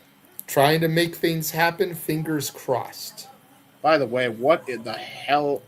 Why is Zilla Fatu trying to cosplay Myron Reed? I do not approve. Maybe he's trying to get a job at AEW. Maybe he's trying to replace Trey Miguel. Part of the Rascals, he decides, hey, I'm like Myron Reed too. Can I join the treehouse? Only if you can hoop, they reply. We need to see a treehouse segment and have the camera pan out and RVD's in the treehouse with them. Dude, that would be awesome. Whoa, that's totally cool, dude. Maybe a little, I mean, listen, anytime we get a chance to see Katie Forbes, I'm happy, all right? Yes. James is happy if that's the case. Well, here we go as we got the main event, the House of Glory Crown Jewel Champion about to take on the AEW World Champion in a title match. MJF said he was going to be a defending champion this time around, getting the championship back. And the last time that a world championship was defended like this on the Indies was like the OG NWA title. Yeah, it was. MJF is really doing these guys a huge service, man. And look at this, the MJF Titantron, the letters. You never, ever thought you'd see this day. And the last time MJF defended a title at an indie promotion, his opponent ended up being All Elite. And here comes the man, the AEW World Champion himself, the owner of the Triple B, Maxwell Jacob Friedman. And he is getting a hero's welcome, by the way. Well, he is from Long Island, New York. He is. MJF, World Champion, second reign. Our scumbag here at the Simply Reliable Studios, always will be. 100%. But to the point I made a moment ago, it almost makes you wonder if Zilla Fatu could be becoming All Elite here. No bet. Because Possibly. when Max fought Alec Price at Limitless Wrestling, after the match, the announcement was made that Alec Price and Jordan Oliver had become All Elite. Yeah. Could be MJF interesting. here fighting Zilla Fatu. What a coup that would be for Tony Khan to pick up a member of the Bloodline. Yeah, really. To prevent a member of the Bloodline for joining his family in WWE. He's got a microphone now.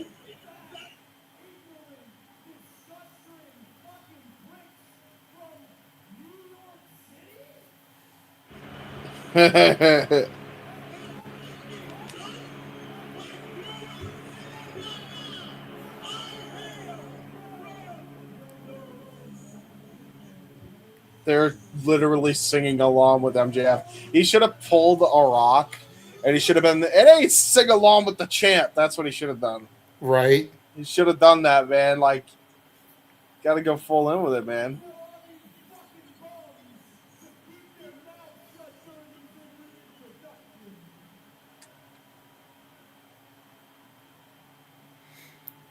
Honestly, hopefully he'll jaw jack for a little bit longer because my order is on the way now. So, Yeah, true.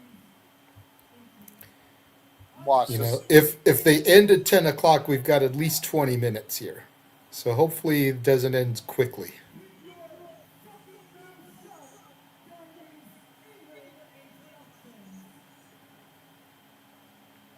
I love how David Adams is like going along with it. Like, hey guys, keep your fucking mouth shut.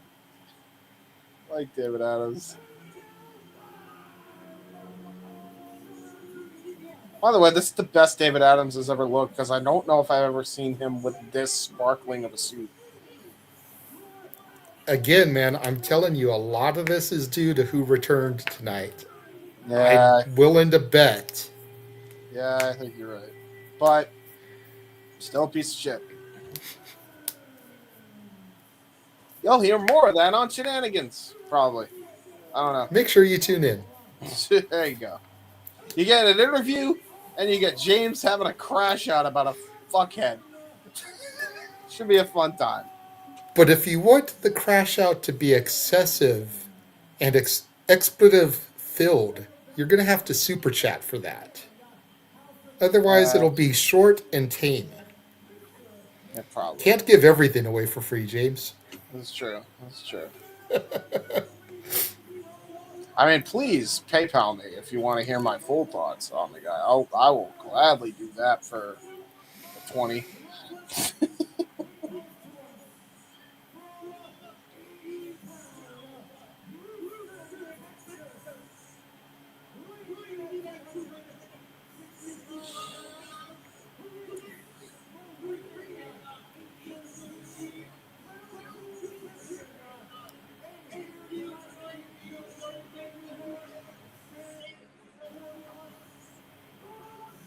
I do like the House of Glory Crown Jewel Championship. It is a very nice championship. I honestly think it looks better than the world title. Yeah, really. And It that's looks like no a world disrespect to championship. Mason's title, but it just looks prettier. It's a big gold belt too. Like, Essentially, yeah. It's the big kind of gold belt. is a little bit. The HOG title is like the winged eagle, and this is the big gold belt. A little bit.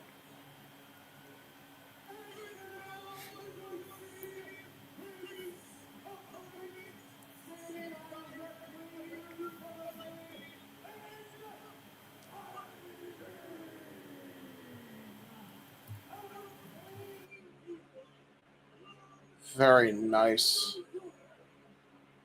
Up. I guess it's just me. He's getting his order. They're doing a lot of stalling for JJ to get his food. Yay!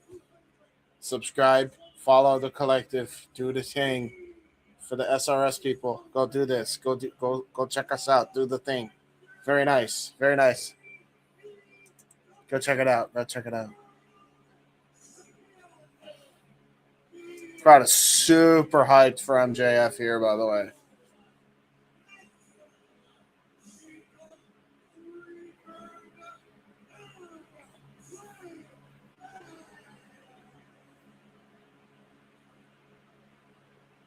Very nice ring introduction by David Adams. World Championships on the line here. Zilla Fatu. This is actually, I believe, MJF's 5th defense of the championship. AEW World Heavyweight Championship up for grabs here. I believe this is going to be the first time he took the championship and decided to pose with it. Did Zilla Fatu.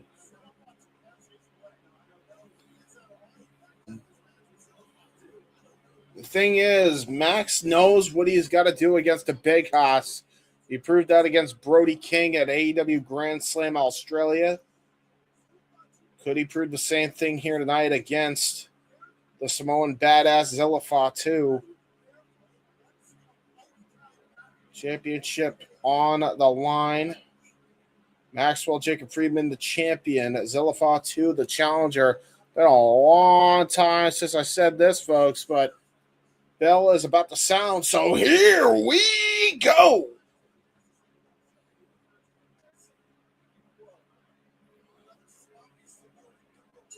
And there's that bell. Maxwell Jacob Friedman. Chiseled to the granite, by the way. Look, in probably the best shape he's been in his entire career. Zilla's gonna kill you chance by the House of Glory crowd.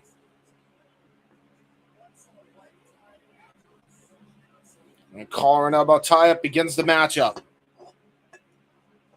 Zilla Fatu pushes Maxwell Jacob Friedman in the corner. Tries to go for a clean break. Telling him to back up. Push him away. Push him away. Zilla Fatu is definitely applying the pressure early on here in the contest. Meanwhile, MJF jaw-jacking with the crowd here.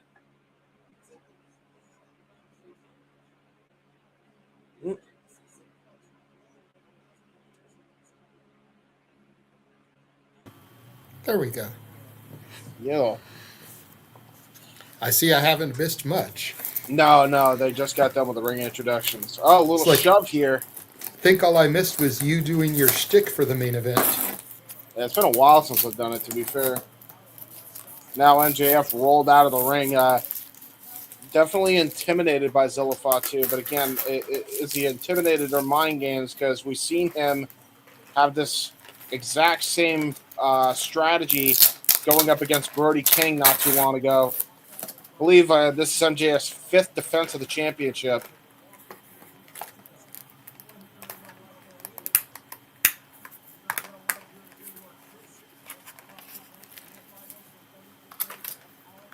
Now, Zilla Fatu going back into the corner. Oh, gut kick there by MJF.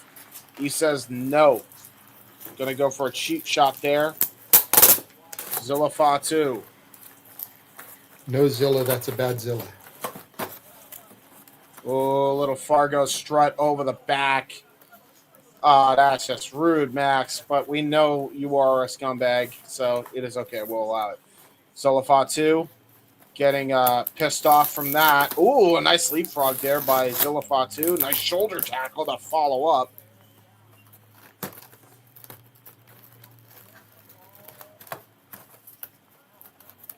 Now possibly looking for the Super Samoan spike. And MJF saw it coming a mile away. He definitely did his homework. Oh, wait a minute, though. Zilla Fatu, baseball slide. He didn't see that one coming.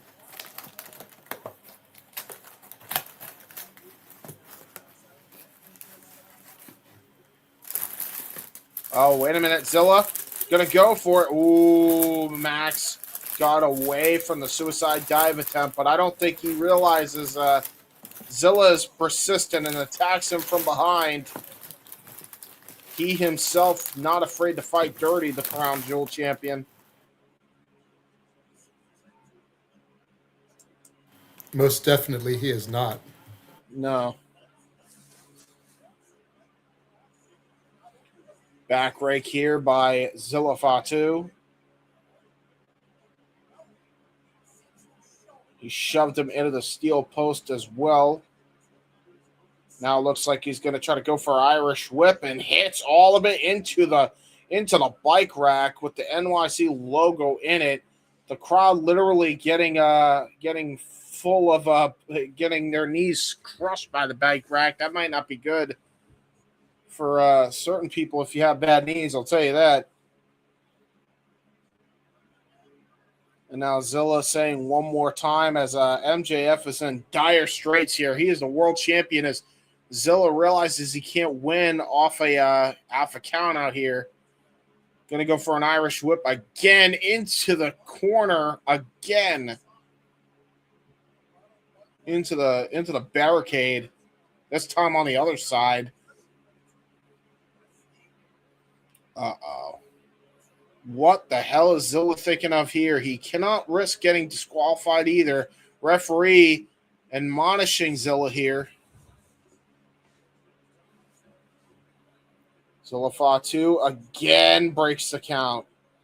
Deciding not to go for a weapon. And oh, God, he's going to go for a Samoan spike. Why would you try to do that while he's held up on the post? That was a rookie mistake if I had ever seen one. And now Max is going to exploit the hell out of that. I was just going to say, stupid rookie mistake. That is not good. Yeah, that thumb is wicked screwed up. That I bet that wrist in and of its entirety is screwed up. Because he smashed that thing right off the square post, and those are not regular posts, folks.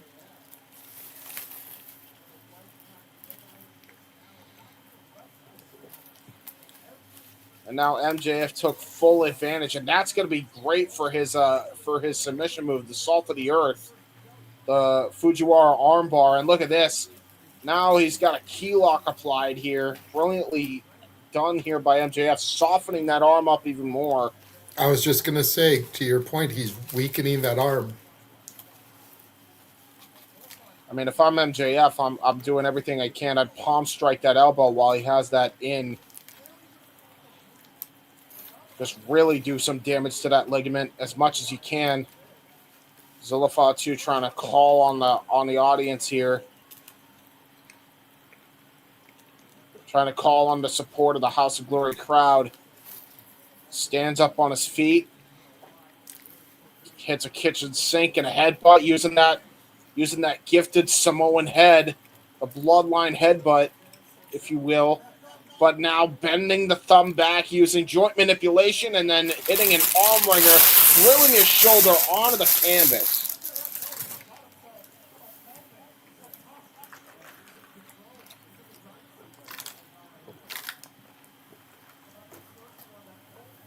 Now he's going to try to... Oh, he's using the middle rope here, just wrenching on that arm even more. MJF definitely having a game strategy, very similar strategy to what he had against Brody King at AEW Grand Slam Australia. This time, I believe that was the knee when it came to Brody King. This time it's the arm of Zilla Fatu. And now he's got a cross jacket applied. Brilliant submission here. Very old school submission move here, the cross jacket. MJF always a student of the game, and I think in his entire career, I don't think MJF has had the same strategy at all, depending on the matchup. In fact, I think I've seen him use a new move as part of his repertoire in every single year we've seen him since starting in AEW. Like, this dude learns. He learns from his past matches. And now MJF. Ooh. Trying to break the grip of the waist lock. Trying to use the joint manipulation he had earlier on that thumb. Oh, shit. Yeah, he's going to get German. Oh, he got German suplex right on the top of his head. And say this, nothing if not persistent. Zilla Fatu now thinking of that suicide dive he was going to go for earlier. Ooh, tried to go for a baseball slide again. Got caught by MJF, and now his hand gets stomped right into the apron. Oh, God, and he's going to do some more damage. Oh, he stomps on the wrist. He may have broken that wrist. And look at that sadistic look on the face of Maxwell Jacob Friedman. MJF knows what he's doing, and he's loving it, and he's going to do it a third time. And you'll notice, too, not only did Maxwell Jacob Friedman, and he's doing a little Rascals taunt, by the way. So I'm not the only one that thinks he's doing the Myron Reed deal. But yeah, Maxwell Jacob Friedman, he stomped not only on the bad hand, but he stomped on the good hand as well. So that was brilliant strategy. He's making sure both of those wrists are useless for that Samoan spike. for that Super Simone spike. Now, was it a good hand or a great hand? Ah, I see. Oh no, he's gonna teabag. Don't teabag, Zilla. Max, no, don't do that. Don't do that. Taunt with the fans. Yeah, that's you don't do that with somebody who's Samoan, brother. Like I'll tell you that right now. Yeah. He knew he was gonna be able to headbutt that fucking thumb, and he did just that, and then he bites the thumb even more. He baited Zilla in. That's exactly what he was doing. That was actually some strategy there by MJF. Mm-hmm. And shout out to the over 400 of y'all watching us right That's now. so nuts. I can't believe, like, we're about to reach damn near the views that we were having on the Daytona 500 not too long ago. Thank you all so very much for tuning in, by the way. We greatly appreciate it as we have MJF and Zilla Fatu in the ring right now, and that Samoan head coming into play here, and now he's about to give MJF a little taste of his own medicine. 10 headshots into the top turnbuckle, and MJF goes down like a sack. Well, he's stumbling, wobbly-legged, and a Yura Nagi goes down like a sack of bricks, and a senton drop, just drilling all the weight right into MJF, and another senton drop. There's a cover and a kick out of two. Little shades of Brody King there. Little deja vu from his last title defense.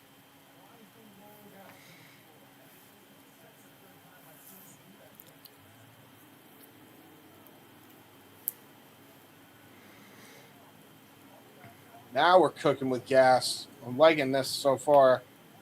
Definitely. And now, again, is he going to go for the freaking baseball slide again? Oh, no, suicide Tope dive. Suicida. Finally gets it off. He was trying to look for that earlier. Finally got it. He drilled MJF into the hardwood floor, by the way, and I think he may have screwed himself up on that floor. Samoan Airlines Flight 555 now boarding. That's true. Yeah, you're right. He's still trying to get some feeling back into that wrist, though. You could tell.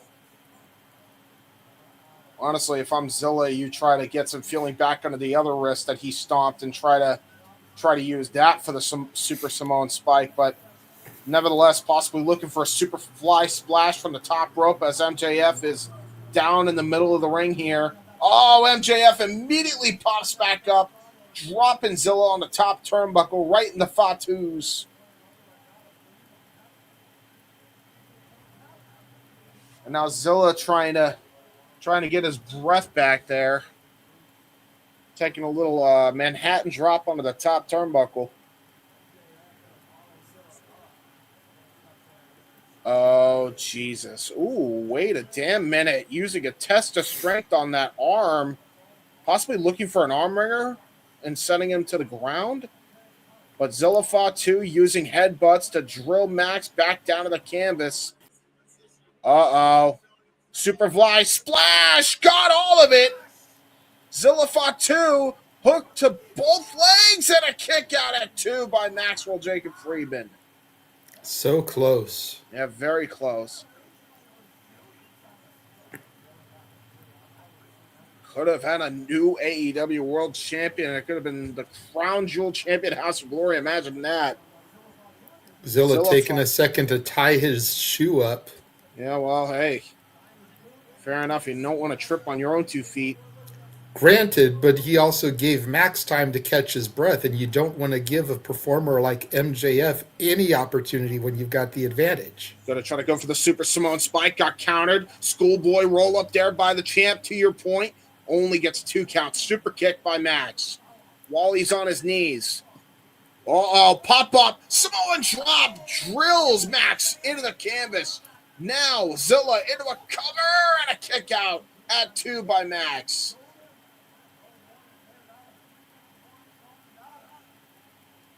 He is still trying to grasp at his wrist here.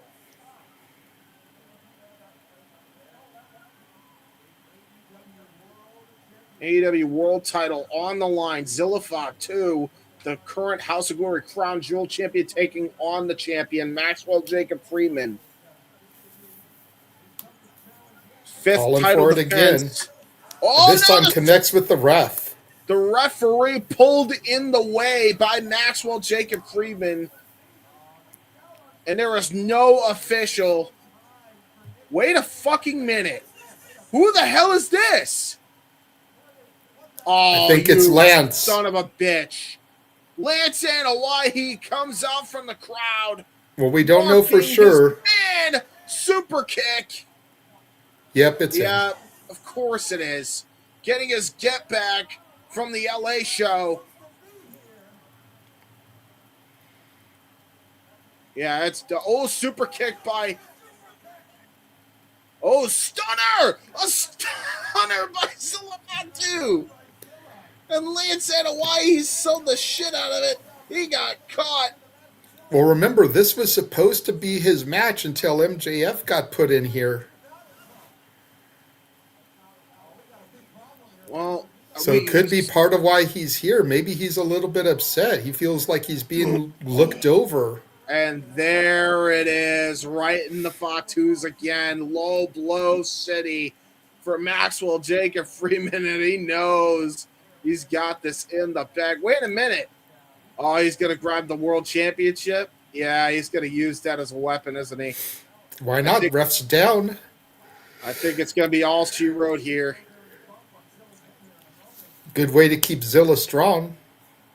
Oh, wait. Who's this? Oh, it's Andrade. Oh, shit. Just very simply took it out of Max's hands. Said, no. So we got the Crown Jewel Championship being furthered, and a low blow from Zilla Fatu. Wait a damn minute! You got to be kidding me. Andrade's giving Zilla the belt. What is going on? You got to be kidding me. Zilla Fatu may have this in the bag if he gets the shot off, and he does. Connects. You got to be kidding me. Andrade just held Zilla Fatu, the current Crown Jewel champion, maybe a world champion for AEW. The referee finally back to his feet. 2, MJF kicked out. Oh my God, you gotta be shitting me. Bro, you had to know. Come on. No. They actually got me with that. I was like, oh fuck. I thought Zilla was gonna do the impossible. The referee's holding up 2 fingers. Just 2, bruh. I do like that we got to see an House of Glory angle continued and an AEW angle continued. It's nice. I like it. I like it. Very good. Zilla calling for that super spike again. I don't think he's going to get this off now. Oh, Thumb to the eye. To the eye. Yeah, it's over. And now Max, all he has to do is either log in the Fujiwara. Oh, super kick, though. Still got caught with a super kick. Zilla off the ropes. Another super kick. Needed the rolling mid. Sobot. Oh, jeez. Good combination. Rising knee strike, rolling elbow. Oh, Superman, Samoan spike. What the hell? Connects, but the wrist. Yeah. Barely getting over to the pinfall. Yeah, he is hurting. He couldn't even hook the legs. And that's what's going to save him. That's what's going to save him. Salt of the earth applied by Maxwell Jacob Freeman. Bending on the digits that he worked over. And Zilla Fatu has no choice but to tap out. Maxwell Jacob Freeman, by the skin of his teeth, retains the AEW World Championship. Wow. Very good piece of business. And like you said, the fact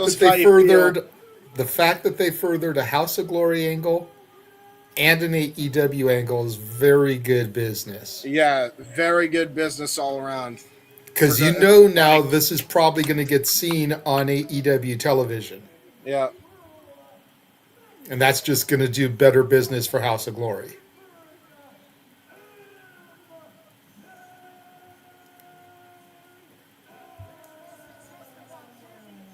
Uh-oh, MJF calling for somebody. Oh, shit. He's calling for a microphone. You're kidding Again, me. the last time he did this, Busta and the Brain ended up becoming All Elite. Yeah, you're right. Yeah, and I think we're about to see it here. Hold on. You're shitting me. Hold on. Let's hear what the scumbag has to say.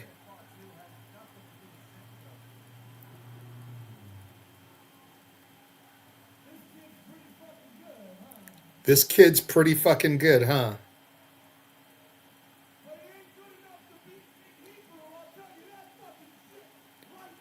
But he ain't good enough to beat me for this fucking shit. I'll tell you that right now. Big fucking Hebrew for this shit, he said. That's great.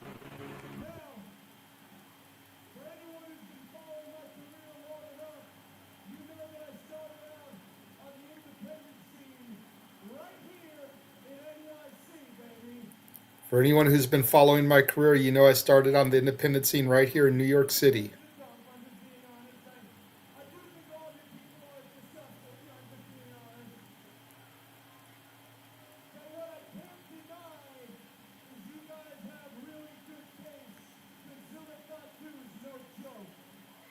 I can't deny you guys have really good taste, and Zilla Fatu is no joke. Mm.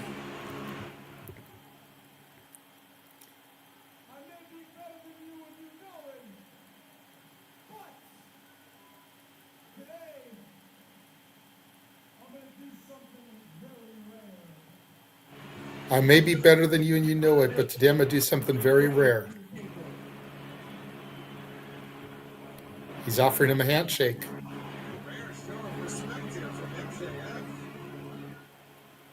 Honestly, I would take it.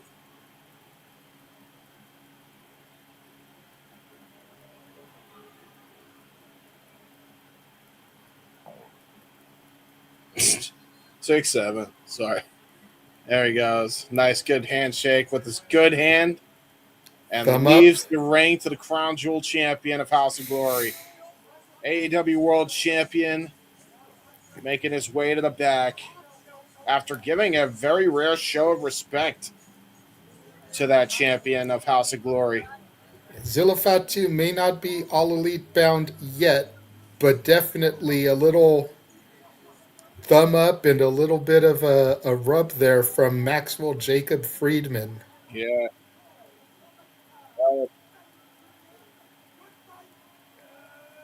And that is it. We are going off the air. The STF Media graphic shows, and that is it. All right. Wow. Almost 460 of you at this point. That's so nuts, guys. That's so nuts that you tuned into this. That's So, fucking hard. Thank y'all. very quickly, James, I'm going to run through these all one more time for the 460 of y'all watching. Yes, sir. You see it up above here. Subscribe to the Wrestle Collective on YouTube. Follow Dub C Worldwide on the X.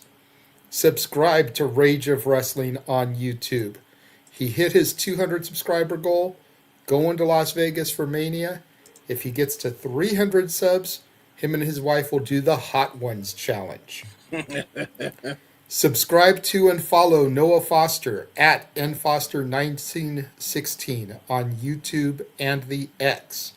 The voice of the Simply Reliable Studios, the simple man, Noah Foster. You can follow and subscribe to James at jhebertside95 on the YouTube and the X. Where you will find all of this watch-along content, shenanigans, Wrestling with Tism every Monday, 5:30 Eastern, 2:30 Pacific. Then you can also follow his Wrestling with Tism cohort, the Wrestlefish, on X. You can find Wrestling with Tism as well as LTF Light the Fuse, the weekly Dynamite preview show on the Wrestlefish X account. Follow and subscribe to me, Casa D18 Studios with an S on YouTube, Casa D18 Studio, no S on the X. Subscribe to Jeff Meacham, the Jeff Meacham Network at Jeff Meacham on YouTube. Subscribe to Batty for Wrestling. She's yours, she's mine, she's our Canadian friend Ash, NJPW New Beginning.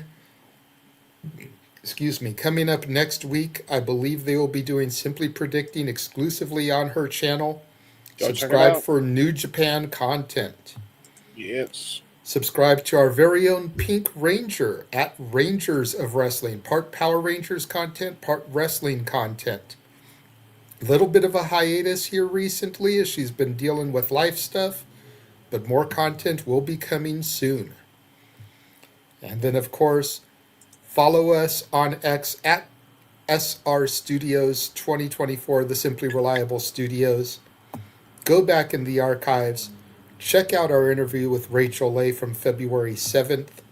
Make sure you tune in this Saturday for our interview with the Poder Mania champion, Brittany Blake. And make sure you tune in the coming weeks for all of the women of Poder Mania coming soon to the Saturday shenanigans. Yes, sir. And for all your Wrestle Collective merchandise needs, shopdubc.com. ShopWC.com. Go do James. it, guys. I just ran through all the plugs. Why don't you take us out of here, good sir? Ladies and gentlemen, for the Renegade of Wrestling, JJ Williams, I am the He-Man, James Hebert. Thank you so much for tuning in to House of Glory. No turning back. And we will see y'all next time. Take care, everybody. Bye-bye. Bye.